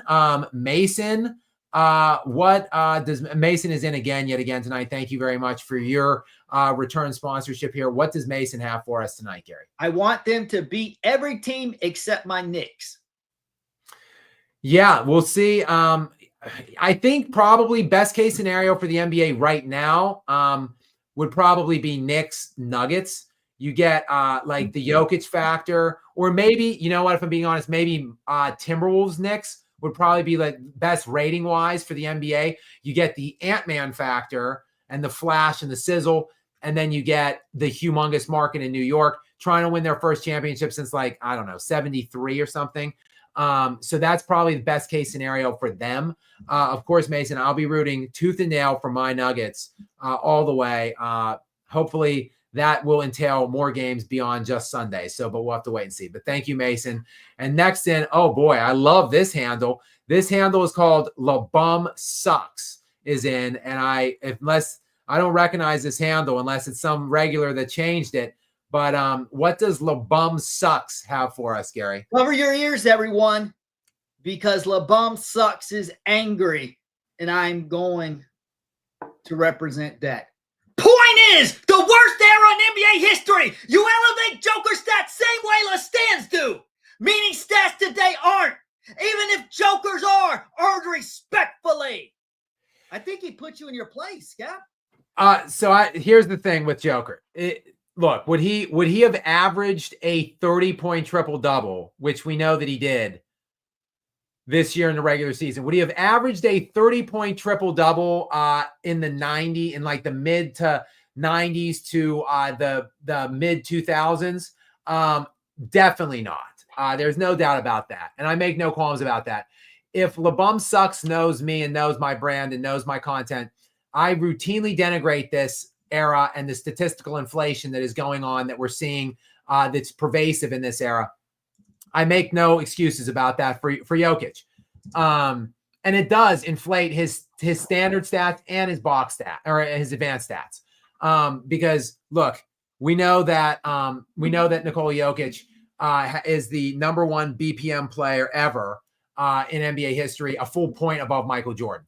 Would he have done that if he played in the mid 90s to and I want to be very clear on this. Basically, we're talking 95 through 2010. That is what I'm talking about when I say the real defensive era. If you drop Nikola Jokic in the 80s, I still think he's doing this with the skill set and the fact that the pace, the scoring was still in the 110s back then. The pace was astronomical. If you put Jokic in the 80s, he's still doing this. If you put Jokic in the 60s with a 119 point per game pacing that we saw Will Chamberlain do what he did, and Oscar Robertson, and several others. Who's someone I'm thinking of? Elgin Baylor, who had monster stats. Players like that in the 60s. Jokic would be doing this then. He'd be doing it in the 70s. He's doing it right now. But yes, from 95 to 2010, he would not be averaging 30-point triple-doubles on 56% shooting. But I do want to give some little semblance of pushback. In the postseason, it's been dialed up. He's been playing he's played now the two best defensive teams in the NBA these last two series, and his numbers are still ridiculous looking. So, I mean, in that Clippers series, the Nuggets for the whole series averaged 107 points per game, and that much of that was boosted in the last game when they scored 120 points, and they scored 131 points in game 5. But otherwise, they scored 112 points, 102 points, 83 points, 101 points. That series, 105 points. In multiple games that series, they were in the low 100s, but 107 points per game. So a drastic, it's not like they're scoring 120 points per game in these series. And in that series, Jokic averaged a triple-double, 24 points, 12 rebounds, 10 assists, triple-double in that series on 50% shooting. Now into this series, when he's playing this just behemoth juggernaut defensive team in Oklahoma City, they entered the night tonight scoring, they were scoring 106 points per game as a team leading into this series, or tonight's game in this series, and he was averaging 30, 15, and 5 on 45%. So while Jokic's numbers are inflated everybody else's that has played, in fairness, from 2011 on, and in fairness, everyone that played in the 1960s, his numbers are inflated, but he is still an all-time great. He's still an unequivocal all-time great. And while in an era of inflation, his numbers are still substantially better than everybody else's. He still is dominating. Shai Gilgeous-Alexander this year had a historical all-time season. In the BPM, Jokic is 2 full points better. Shai was 11.5 on box plus minus this year, which is the 15th or 16th best ever. Jokic was 13.5. Still so much better than everybody else. So I don't necessarily look at him comped to other historical players as much as I do against his peer set, and he is significantly better than every one of his peer sets. So the void being more extreme than maybe I've ever seen, probably other than Jordan, and from 91 91 through like 90, probably not even 97 through 90, probably Jordan from like 87 to like 93. That would be like the most extreme differential that I didn't even really see that because even though I'm old, I'm too young for that. But I would say that's probably the most extreme void from 1 to 2 was Jordan like 87 to 93. Other than that, it could be Jokic right now. So, but whatever, LeBum sucks. I do like your handle. Not crazy about the question, but I'll take it, obviously. Next, we've got Vacation Wealth Partners in again with a very generous super chat to us. Thank you very much, Vacation Wealth Partners. Welcome back in. And what do we have this time, Gary? I like this one better than the previous one, I think. I know that you have accurately got Kobe ranked number 2 all time behind Jordan, but seems you love Kobe the most. Where does Jokic rank on your all-time players you love the most list, and any chance he passes Kobe? I do. Unexpectedly, Jokic has really grown on me quite a bit. Like I started as a Jokic hater, quite frankly, not a hater, but like I was using Jokic early on in his MVP runs. Like in the first 2 MVPs, I was like kind of using him as a joke to make fun of this era and be like, this is the guy. Like this is the guy that is dominating this era. This like slow, unathletic, out of shape looking guy. But the more I watched him, basically to critique him in a way, I fell in love with his game, his mentality, and what he does for the team, what kind of a leader and a teammate he is. Not dissimilar to Tom Brady. I hated Tom Brady for like the first 12 to 13 years of his career, but the guy was so damn great. He commanded my respect, which grew into love and admiration. Tom Brady now is probably my second favorite athlete ever. So he was like my most hated athlete ever for like 12 or 13 years because I grew up in Pittsburgh rooting for the Steelers, watching him punk the shit out of my Steelers in multiple AFC championship games. And I liked Peyton Manning quite a lot. I was a big Manning fan. So needless to say, hated Tom Brady, but he is now probably my second favorite all-time athlete behind only Kobe Bryant. No one will ever surpass Kobe Bryant ever on my list. Yes, Kobe is number 2 all-time behind Jordan. He is number 1, though, in my heart. My favorite athlete ever, one of my favorite people ever, hell, maybe my favorite person ever. He's been a source of inspiration for me for my whole life. I basically grew up watching every game he played, every other night, 7 months a year, or whatever it was, for 20 years when I was a kid growing into an adult. I will never, Kobe Bryant, no one will ever surpass him on my favorite list.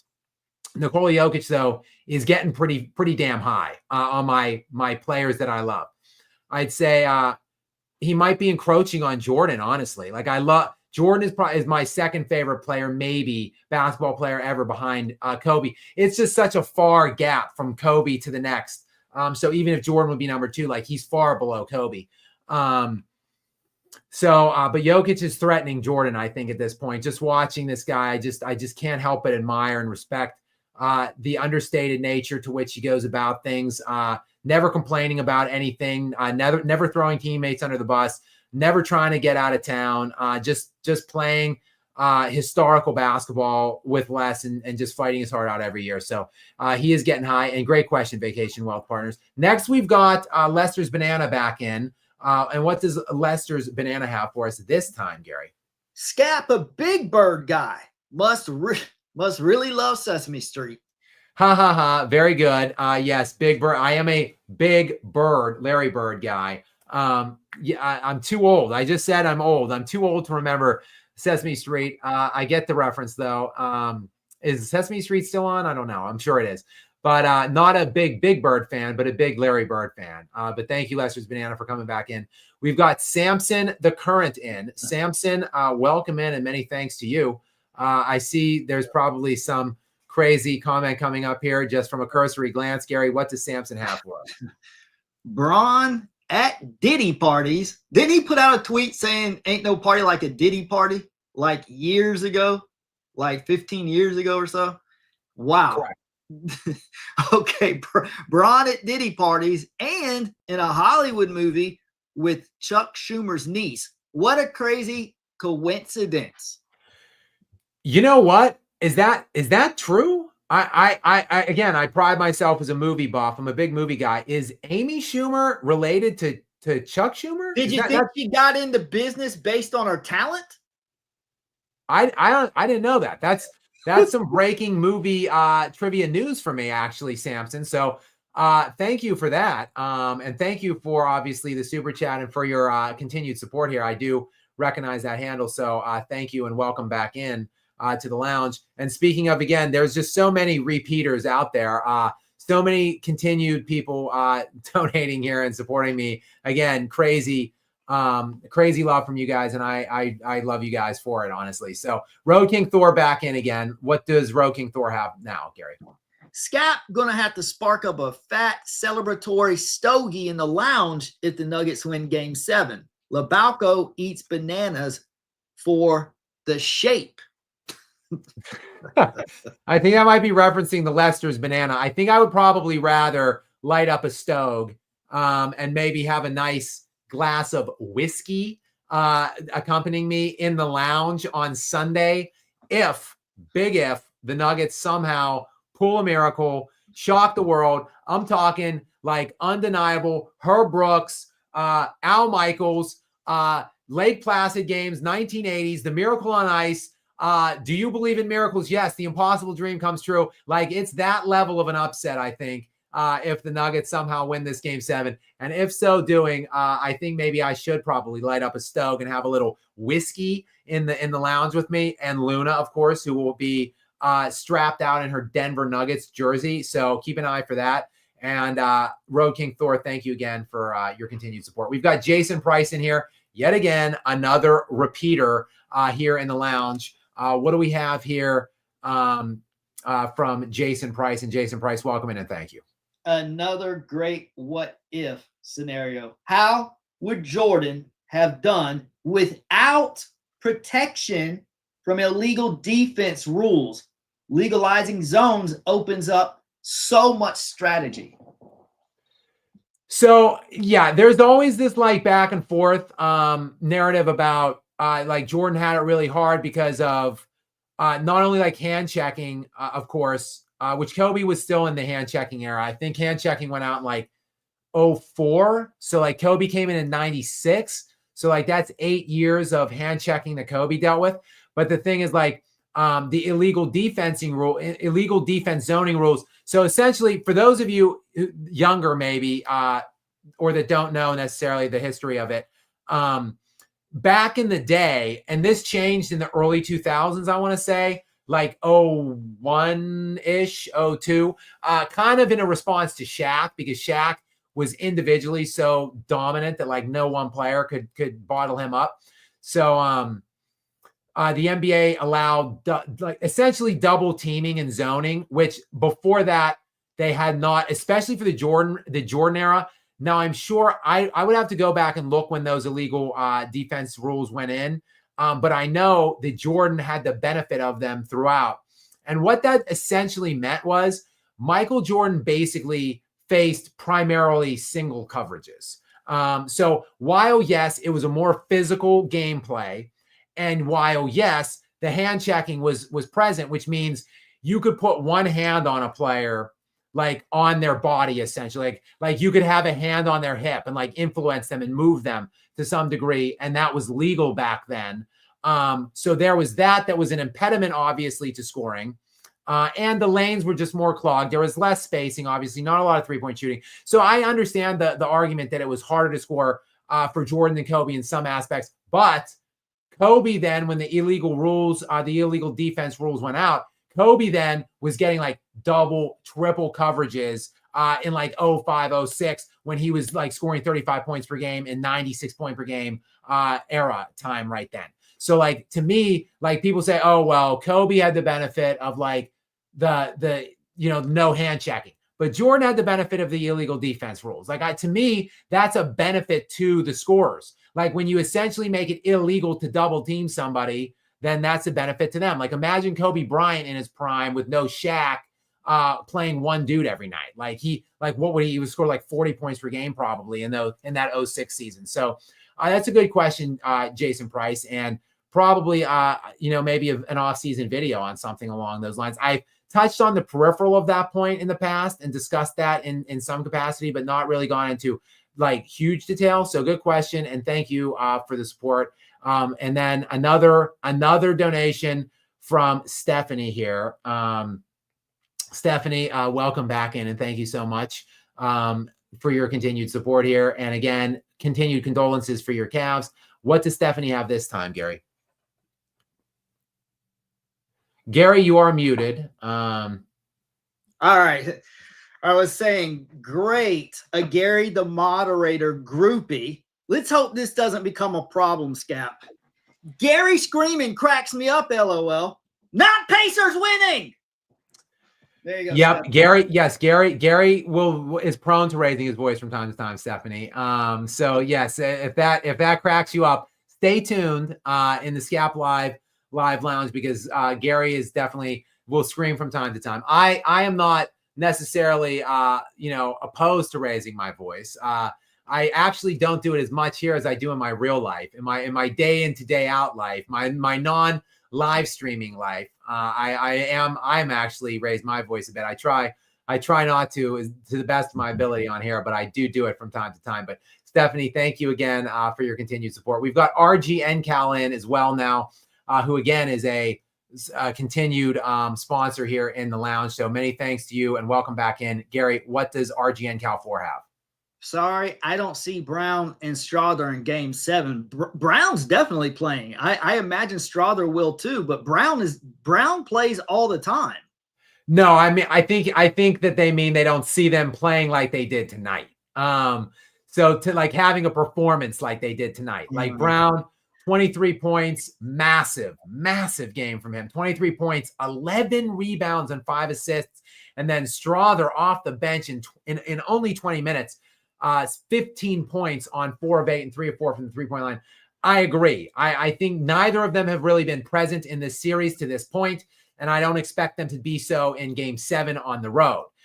It's going to have to be playoff Jamal, the blue arrow, is going to have to come back out again, and Nikola Jokic is going to have to be out in full force, and then 2 other guys, random guys, like Aaron Gordon. It's going to have to be him. 2 bad games in a row. He's going to have to come back out. And then some unknown, some like person that we don't necessarily see or we're not thinking, like Russell Westbrook, who's 10 of 33 in the last 4 games now. Like Russell Westbrook, who has been through it for his career for the last couple of years, a highly decorated player, a league MVP, an all-time great, a top 50 all-time player, a guy who's just been raked across the coals, been through it for the last 5 years. The Russell Westbrook stuff, getting cut essentially from the last 2 teams he was on. People saying he should be out of the league. Like, could this Game 7 be a game where he's just like musters all of the heart and energy and everything that he has to give, and like comes with like 17 points on 6 of 12 from the field off the bench and plays like big time influencing defense in some way down the stretch? Like, could this be a game there? So like, do you get an Aaron Gordon game, a Jokic game, a Murray game, and then it's then Russ, or that maybe out of nowhere, like Michael Porter Jr., who's been unmitigated garbage this series. Like, does he pull it out somehow? Like 6 of 10 for 19 points or something. Like, they're going to need one of these unexpected performances. But I agree with you, RJ and Cal. It ain't going to be Strawther again or Brown. So we're going to have to hope for somebody else. Stephanie, back in again. Hello, Stephanie. What does Stephanie have for us this time, Gary? I've got to give her what she wants. Just hope Nuggets win Game 7. Finish Tim's and hold. Who is Tim's? Tibbs, maybe. Thibodeau. Yeah, the Knicks, but she's talking about the Nuggets here, and right. I don't think she really thinks the Celtics are going to beat the Knicks, does she? Because Tibbs is a Knicks coach, right? Yes. Thibodeau. So yeah, we've got. But let's just focus on the front end here for Stephanie. Yes, we just have to hope the Nuggets win Game 7 and hold on and win that chip. Jokic needs to win that championship to validate, I think, all of the things he does from an individual standpoint. He still has a lot of haters, a lot of detractors, a lot of doubters, and a championship this year in this context with this team and against this field would shut everybody the hell up. So I know I, for one, am rooting tooth and nail for it. Stephanie, great point. And again, thank you very much for supporting me here. I really appreciate you. Next, we have RGN Cal back in again. And what do we have from RGN Cal this time, Gary? Nuggets could have won this series already. True, that is. Truer words have never been spoken. They certainly could have won this series already. They have held leads in fourth quarters more times than not that they've lost in this series. But look, like I said earlier, you can look back and bemoan things like I am prone to do because I live in the past. I live in regret and an utter state of hopelessness, as I've outlined many times here. So yes, obviously in the back of my mind, I am, of course, thinking like, well, you were up 9 in the fourth quarter last freaking game. If you won that, you just won the damn series. But let us keep in mind game 1. The Nuggets were down all game long. They were down 14 in the first half. They were down 14 in the second half. They were down 11 with 4 minutes to go in the fourth quarter. Like, that was a miraculous win. The Thunder choked it away. Jokic pulled massive shots out down the stretch. And then Gordon with that big time 3-pointer down 2. The 2 missed free throws by Chet, which opened the door for it. Just so many things went in. That was a flukish game 1. So like if you're looking at it that way, like it probably all evens out, right? It all is sorted out in the wash, so to speak. Like the Nuggets really blew that last game. I think more so even than games 4 on Sunday. And the Thunder really blew game 1. So like here we are in game 7. Like none of it matters now. 1 game, 48 minutes for all the marbles. And if Jokic had not fouled out in the middle of the third quarter, game 2, the Nuggets could have won that game. I mean, they got blown to pieces in that game, though. They're only down 43. They were starting to rally. You know, they should have won that game. I see. That was a little tongue in cheek by Gary, the moderator. Sorry, it flies over my head, Gary, the moderator. Like, what's this guy talking about? At 2:37 in the morning, at the 3-hour mark of our stream, which we are working to a conclusion here on the stream, guys. It has been a very generous night from all of you. So we're working our way through these super chats. We're up to 65 now tonight. So yet again, like I said, another great night, and we do have John Ratcliffe back in with a suggestion. He's suggesting, Gary, Scotch over whiskey, which is what I was suggesting, a nice whiskey and stogie in a celebratory Scap lounge. If somehow the Nuggets shock us all, he's suggesting Scotch instead. What's the suggestion here, though, from John? Johnny Walker Blue better be that whiskey. I'll tell you what, I'll get a Johnny. I will get a Johnny on my way to the lounge if the Nuggets somehow pull this thing off. Maybe that would be a nice little treat, I guess, for me to celebrate them. So good suggestion, John, as usual.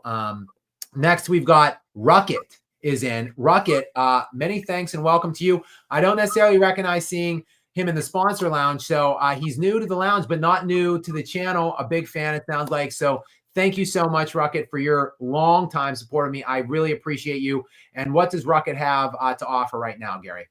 Hey, Scott, been a big fan of yours for around a year now. Wanted to ask how on earth I keep watching the NBA as a Hornets fan, LOL.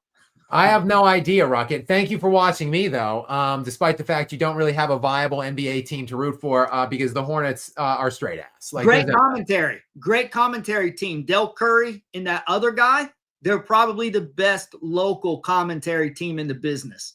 If you've ever heard a local game. Fair. And they do, you know what? They do have good young pieces. They have some good young players. They just don't play enough, obviously, to be relevant. And yeah, the Hornets, they just stink. So I don't really have any kind words of encouragement for your Hornets moving forward or their future outlook.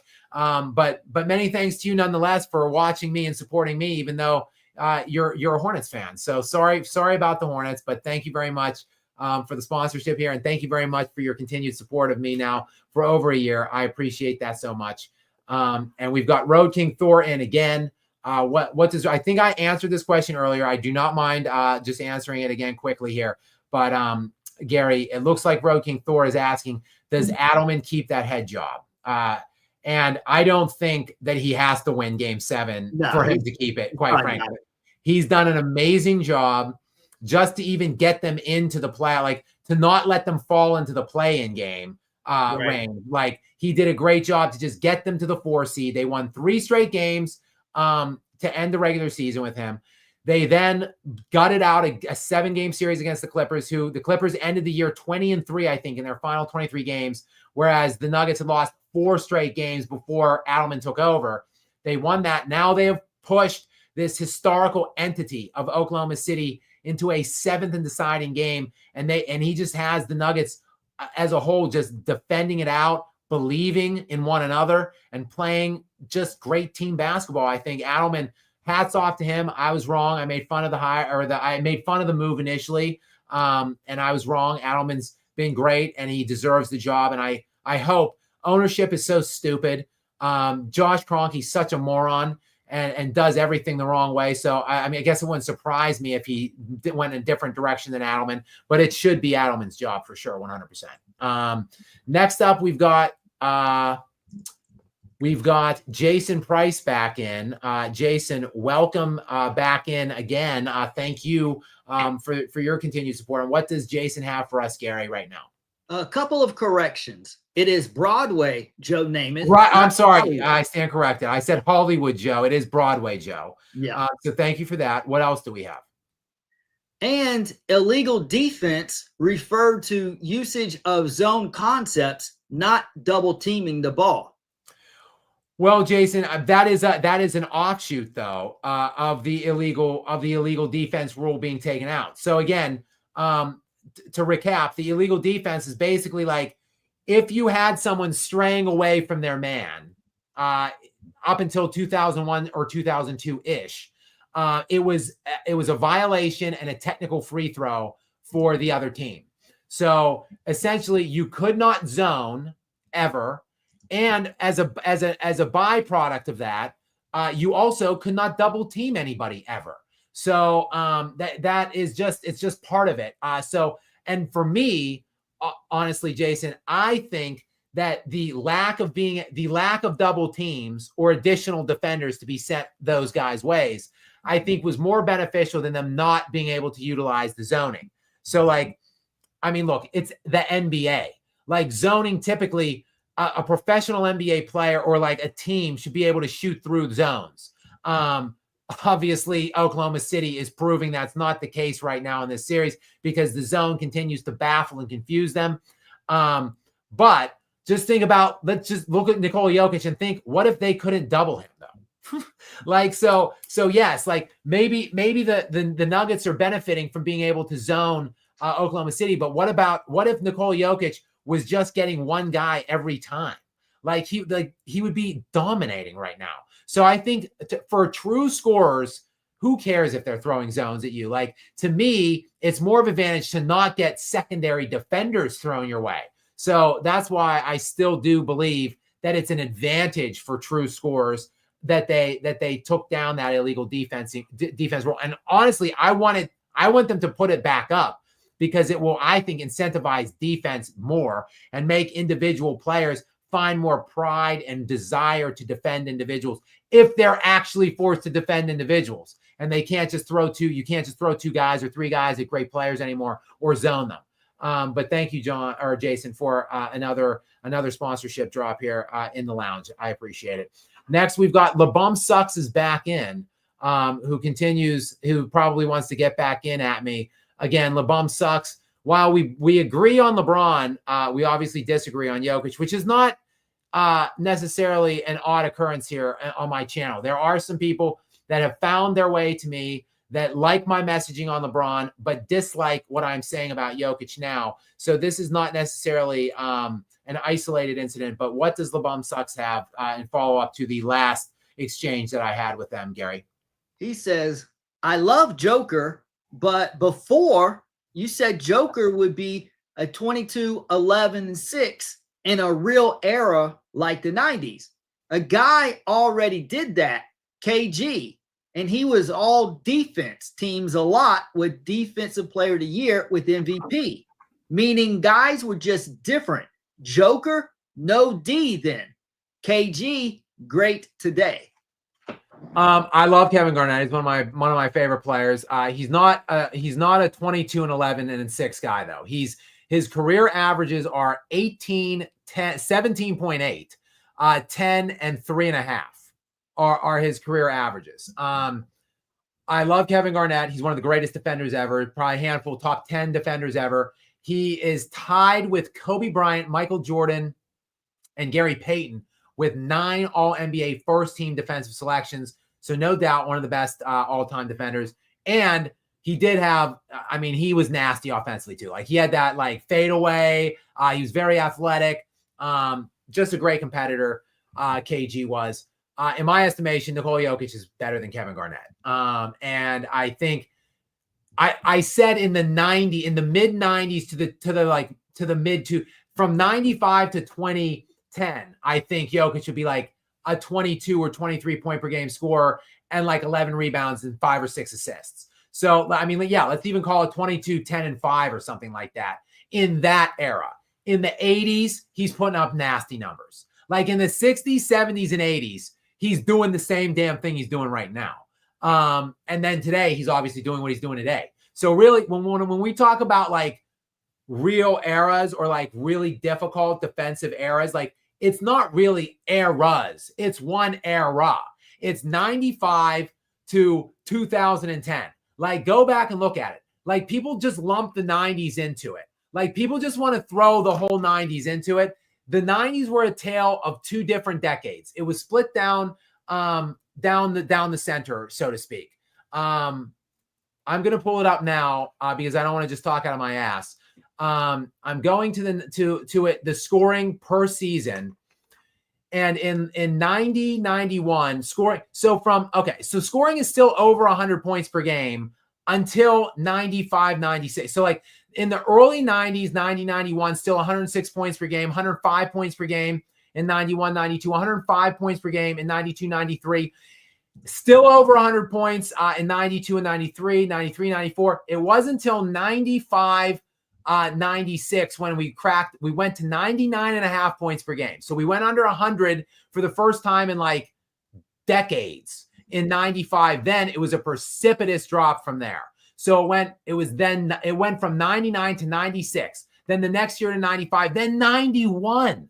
91 points per game in 98, 99. And then into Kobe's era, we were in like the midnight. We were staying in the midnight. 93 in 2003, 2004, 93 points per game. So like people just talk about the 90s like it's the whole 90s. It wasn't. It was 95 to like 2010. Then when we get into 2010, it starts going back up. Like it breaks back to around 100. In 2009, 2010, it's back to 100. Then 2013, it's 101. Then it's 105, 106, 111, 114 that we're at now. So like when we talk about real eras or defensive eras, it's literally a 15-year span. A 15-year span, may I add, where Kobe Bryant played his entire damn career in, which is why that guy is to me the best offensive force ever because of everything that he did in that era for his whole career. Like Michael Jordan, people talk about what he did. Like the 80s were like 110 per game. Like, yes, Jordan was averaging like 30, 35, 37 points per game. Yeah, but the scoring was high and the pace was high. So like, get out of here with like it's Jokic would never do this in any other eras. Okay, done, deal. He wouldn't in like one 15-year span. But other than that, he would. And quite frankly, 22, 11, and 6, which you name right here, like that's better than KG. KG's like a 17 and 10 player and like 3 assists. Like there's no way KG's offensive game, as varied as it was, and he's way more athletic than Jokic. Jokic is insane. The offensive repertoire he brings just for his own scoring is insane. And then he's like by far the best big man passer ever. He's one of the best passers ever in NBA history. So like, yeah, and yes, KG's defense is legit and incredible. But look, KG had similar help to Nikola Jokic year to year for the first 10 years. has played with like 3 all-stars or all-NBA defensive players, all-NBA players, like 3 guys that were either an all-star, all-NBA, or all-NBA defense. The least ever of any MVP player for the first 10 years of their career, other than Jokic, who has had 0. And in those 10 years of KG's first 10 years where he played with so little help, he was eliminated in the first round 9 times out of 10 and lost in the West Finals the other year. Then he missed the playoffs in his 11th and 12th year altogether. They stunk. And then he went and built a super team in Boston with Paul Pierce and Ray Allen to win his one and only championship. Nikola Jokic, with less help than KG, has been out of the first round like every year recently. He's been to 2 Western Conference Finals, and he's won a championship. So, like, all due respect to KG, LeBum sucks, and respect to you for supporting me and for coming back in. But Nikola Jokic is better than Kevin Garnett. Next, we have Time to Wake Up in. What does Time to Wake Up have? What if Aaron Gordon can't go in Game 7 with the hammy? Ouch. I don't know what the results are like. I don't know how that game ended for him. It was not a good game for him. He was holding the hamstring. He was limping all over the place. He only scored 5 points on 2 of 7. He has been their most important player of this whole playoff run outside of Nikola Jokic. If he cannot go or is hampered substantially in that Game 7, it's over. I already think it's over. So what? But they obviously have less of a chance. I gave it a 4% chance earlier. It would be less with a really physically hampered Aaron Gordon. So hopefully that doesn't happen. But who knows? Like, we just have to wait and see. At least it's an extra day of rest. So instead of the 1 day, it's going to be 2. Good question. And LeBum Sucks is back in trying to clarify what he was talking about with KG. Okay, he's talking about prime KG. But I said what I said. I stand by what I said. LeBum Sucks. I grew up in the 90s. Like, I was born in the mid 80s. All right. Not to date myself, because I think I'm old as hell and I'm very self-conscious about it. And by the way, quite frankly, I think I look damn good for how old I am. And I don't think people would think that I was that old, but I was born in the mid 80s. I grew up in the 90s. I am a massive Kobe Bryant fan. My era was 96-ish, 97 through 2006, 2007-ish. Like, no one knows this shit more than me. Like, I know what Kevin Garnett was. I know damn well and clear what he was. He is an all-time great player. He's top 20 all-time on my list, but I got Jokic above him. It just is what it is. Like, I think Nikola Jokic is a superior player to Kevin Garnett. I said it. I stand by it. And I know that era better than any other.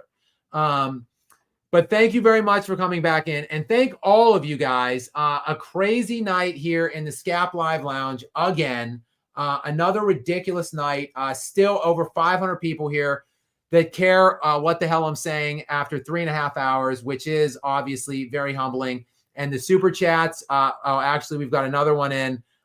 Just the 70th super chat in from LeBum Sucks, who is telling me that he is in fact in the 50s. I'm in 50. So we don't know exactly how old, but older than me. No disrespect. I watched as an adult. So fair. So we both watched it. I was whatever in my teen, I was, when Kobe Bryant was drafted, okay, I was whatever. I was like 11 or 12. And then, I was in my teen years when they were playing and when he was playing with the Celtics. 2008. I don't even know. I don't even know how old I was, but I know I was watching every single game, every single night. And I watched it all unfold before me, just like I'm watching all of Nikola Jokic unfold right now. And look, I mean, like I said, nine straight first round exits actually for Kevin Garnett. 9 straight, I believe, but let me fact check that. Right as I was trying to get out of here, I just keep getting pulled back in.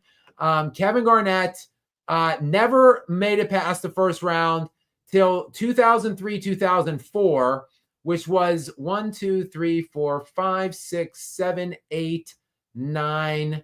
His 9th year, he made it out of the first round of the playoffs for the first time. So 8 straight years losing in the first round.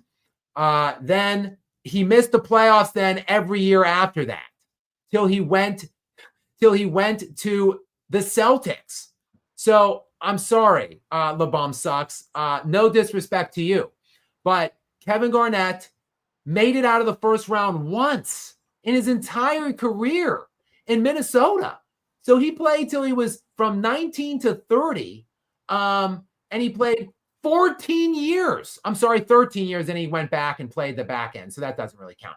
He played 13 years in Minnesota. That's what Prime Garnett did. 13 years and made it out of the first round once. Nikola Jokic, like, what are you even talking about? He's won a championship with less than that. So, like, I'm sorry. Like, all due respect, no, to you, LeBum sucks, and to the great Kevin Garnett. But it's Jokic. And on that note, guys, congratulations to the great Nikola Jokic and his Denver Nuggets squad, who tonight continually are shocking me, shocking the basketball world, shocking the sports world with their insane 119-107 win. Jokic, masterful, undeniably so. Again tonight, second game in a row, absolutely great. Playoff Jamal Murray in a flu game was the blue arrow tonight. And they've got some surprise efforts from Christian Brown and Julian Strother, which helped get them over the top tonight. And even this thing, and we're sending it back now to Oklahoma City on Sunday for a decisive winner-take-all Game 7. I will be watching. That game's on at 3:30. I will do my best, regardless of which way it goes, to be on here with you guys afterwards. It will be tough because I do have plans on Sunday, but so I will be watching the game, but not at home. So I'll see what I can do to get on the lounge, no matter which way it goes in the aftermath. Many thanks to everybody that's been here. This was a long one tonight, 3.5 hours, 70 super chats tonight from you guys, and just countless thousands of comments in the section, in that comments area. So many thanks to you guys. Still around 500 for God knows why here, as we're at 3 a.m. now on the East Coast. I'm signing it off. I'm shutting it down for tonight. Many thanks to all of you. Many thanks to moderator Gary for putting up with another lengthy stream here tonight. And if any of you, for whatever reason at this point, are not subscribed, what are you guys waiting for? Make sure to hit that subscribe button now. Click those notifications. And welcome back in, Stephanie. Welcome back in, Stephanie, for another breaking us to 71 super chats. Now, as I said, so thankful to you guys for your donations. And as long as I see one coming, I would never sign out, especially from a regular like Stephanie, who's always here and supporting us. So Gary, why don't you finish Stephanie's thought for us? Sorry, LOL. Finish Tim's equal Timberwolves. I'm scared. You and me both, Stephanie. You and me both. I fear. Now I'm going to get sucked back in here. Don't worry, Gary. I promise this will only take a minute or two. Oh, it's okay. I've been referencing the Miracle on Ice situation. For any of those that you that do not know, I'm referencing the famed USSR USA Olympic game in the 1980 Lake Placid games. And for those of you who don't know, like, Russia was an international hockey superpower back then. Like, they had a stranglehold on the Olympics. They were essentially sending pros, and the Americans at that point were still sending collegiate players. So it was a bunch of college kids playing this juggernaut that had won like every gold medal for like years and years and years. And they were playing this team. That's the setting of this matchup. And the United States absolutely shocks the entire sports world. I've been using that term a lot as it pertains to the Nuggets. That's why I'm drawing the correlations. So they shock the sports world. They win that game improbably. For any of you guys that have not seen or don't know what I'm talking about, go find the movie Miracle on Ice. They do a good job of portraying it. And find the Al Michaels call. The famous broadcaster, play-by-play guy, Al Michaels, young Al Michaels. He has to have been barely 30 in 1980 when he made the call. But the famous call was, he's doing the countdown. We're down to 5 seconds. Yes, the impossible dream comes true. Do you believe in miracles? Yes.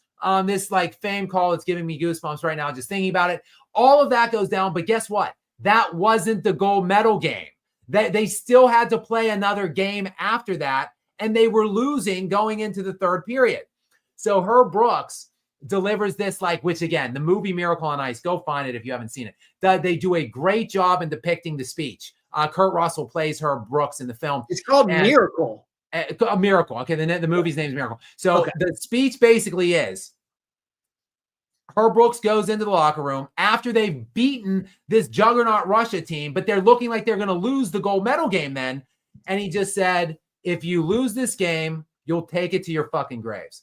Pardon my French, but I don't swear much. I don't like to curse, but that's the line.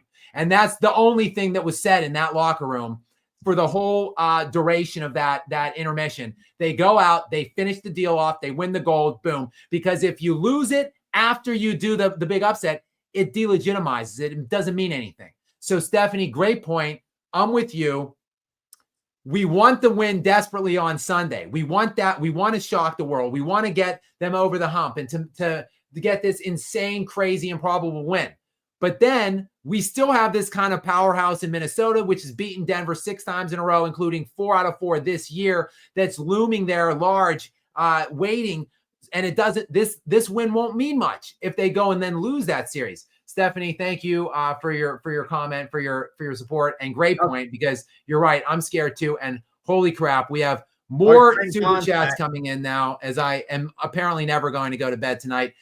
Time to Wake Up is in. What does Time to Wake Up have for us? Scap, you're a legend, man. Keep up the great work. Thank you, Time to Wake Up. I appreciate you so much. For those kind words and for supporting me here and for your continued support of me and the channel and what I'm doing out here. I can't thank you enough and really can't thank any of you guys enough. Really, again, humbled to be here with you guys and to receive this kind of support from you. Next, we've got John Ratcliffe back in again. What do we have here? If the U.S. lost to Finland, the Russians got gold. So just I guess just clarifying that point. So yeah, so there I don't know exactly how that would have set up, but yes, yeah, I guess it was Finland was the team then that was beating the U.S. Through the first two periods. So again, but they ended up finishing the job off and getting the job done, and that's what, like Kobe.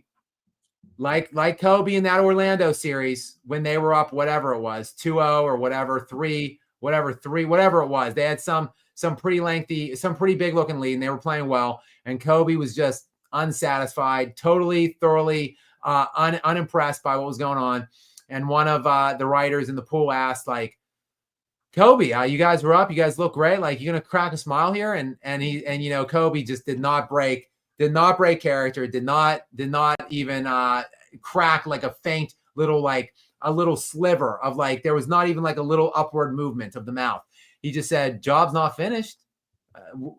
Job finished? I don't think so. So that will be the mentality, hopefully, that the Denver Nuggets take into the next round. Again, they got bullied in games 6 and 7 last year in that semifinal series against them. But this is a different Nuggets team. I think the way they're playing, the way they're defending right now. Now, Aaron Gordon's health is going to be a big factor in all of this. But I like their mentality this time around better than what I saw out of them last year. But great point, John. And finally, we've got Carlo Jacinta Cruz back in with something else. What do we have here from Carlo Jacinta Cruz? I see a funny comment brewing here, Gary. What is it? At Stephanie, you should holler at me. Baby Scat can play Cupid. Sorry, Carlo. She only has eyes for me. She wants a man who can yell at her like I can. Sorry, Scat. What was that? Go ahead. You can finish it off. Go ahead. Sorry, Scap, you ain't sleeping yet. Insane dedication from Scap. Thank you, Carlo. I appreciate that. And yes, I am going to try to muster some kind of a video here once I finally get off of this live stream, this endless live stream here. I don't know, Carlo. Maybe we can set something up here. Where is Stephanie? I'm not sure what Stephanie's currency is. I think it's Brazil. Really? Brazil. Is that right? I'm pretty sure. I'll have to check this out and confirm that at some point. Stephanie, I'm trying to find one of Stephanie's Yeah, it's got an I R. swear she just did. Okay. Yes, there's some R thing there. I'm not sure exactly what that is. We'll have to get to the bottom of that. Carlo, on the other hand, I think but does Carlo have an A? So maybe Carlo's not. That's Australia, isn't it? Wow. So we need to figure out the locations of Stephanie, first of all. And I don't know if this is in the cards, Carlo. I'm just not Carlo, sure. what I'm saying is I don't know if it's going to happen for you. But the SCAP Live Lounge is here to facilitate these kinds of meetings and these connections. So hopefully we can sort this out maybe tomorrow after the Knicks Celtics game if I come on. If not, Sunday in the lounge, hopefully, with me over a little Stogue and a little Johnny Blue, potentially. I don't want to get too far ahead of myself. Hopefully I won't be wearing my own tears instead on Sunday. But yes, maybe Carlo, we can get to the bottom of finding out where Stephanie is, at least like what country she's in and what country you're in. But many thanks to you, Carlo. Many thanks to Stephanie. Many thanks to everybody else that has been here and stayed with me throughout this night and throughout all of these nights. Like I said, it is humbling. And Gary, thanks to you. Oh my gosh, it's just a never-ending stream of super chats here. We've got LeBum Sucks back in for even. It's not really an even number. It is a prime number, but an even 75 here now in the super chat. This is like our second biggest super chat night. I think we had a 97 super chat night at one point, Gary. Yep. But this is our second largest one. It is incredible. The overwhelming support being displayed here by all of you guys. So what does LeBum Sucks have? I'm running out of steam on the voice, Gary. Help me out. Okay. Love the passion. We can respectfully disagree. I just refuse to believe today's players compare to hashtags earned in the golden ages. 80s were rough. He means numbers earned in the golden age. Okay. Yeah, but like I get what you're saying, LeBum Sucks. I do. I'm not saying like, look, I think there is some massive depreciation going on in terms of in the opposite, I guess, appreciation of these numbers today. There's guys today that are averaging in the 20s that would be like scoring 10 or 11 points in other eras. There's no doubt about that. But I think Nikola Jokic is a rare exception. I don't think the numbers would not look exactly the way they do. He would not be scoring 30-point triple doubles for a freaking average for an 82-game season. There's no doubt about that. But like the guy, like his diversity in his game, like what can't this guy do? Like he is a great post player. Like his post skill set in the paint is as good as anyone I've ever seen. Probably, I mean, maybe other than Hakeem. And then I guess from a pure like physicality standpoint, Shaquille O'Neal. But like when you look at the fact that like Jokic brings the ball up, like he's a point, like he leads the break from when he rebounds. He takes inbound passes half the time. Like Hakeem doesn't have that. Like Shaq certainly damn well didn't. And Jokic shot 41% from three this year, and he shot like 6 a game. Like what dude that's 7 foot 270 has ever been able to do that? And he's durable. Like he's not load managing. He plays 75, 78 games every year, basically. Like this is a rare guy that would translate. And I think he is an underrated defender. Actually, he's no Kevin Garnett. But I think from a defensive standpoint, underrated, like a Larry Bird underrated type defender, especially when you look at what he's doing in these playoffs right now. It's insane, actually, how well this guy's playing on that side of the ball. So absolutely great points, LeBum, from you, LeBum Sucks. And thank you so much for your continued support here.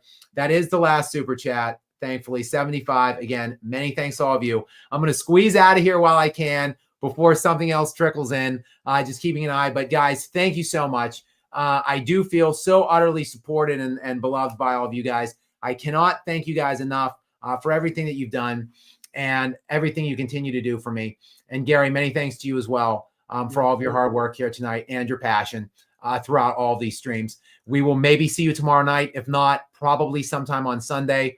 So stay tuned for more from me. Until next time, guys, have a good night.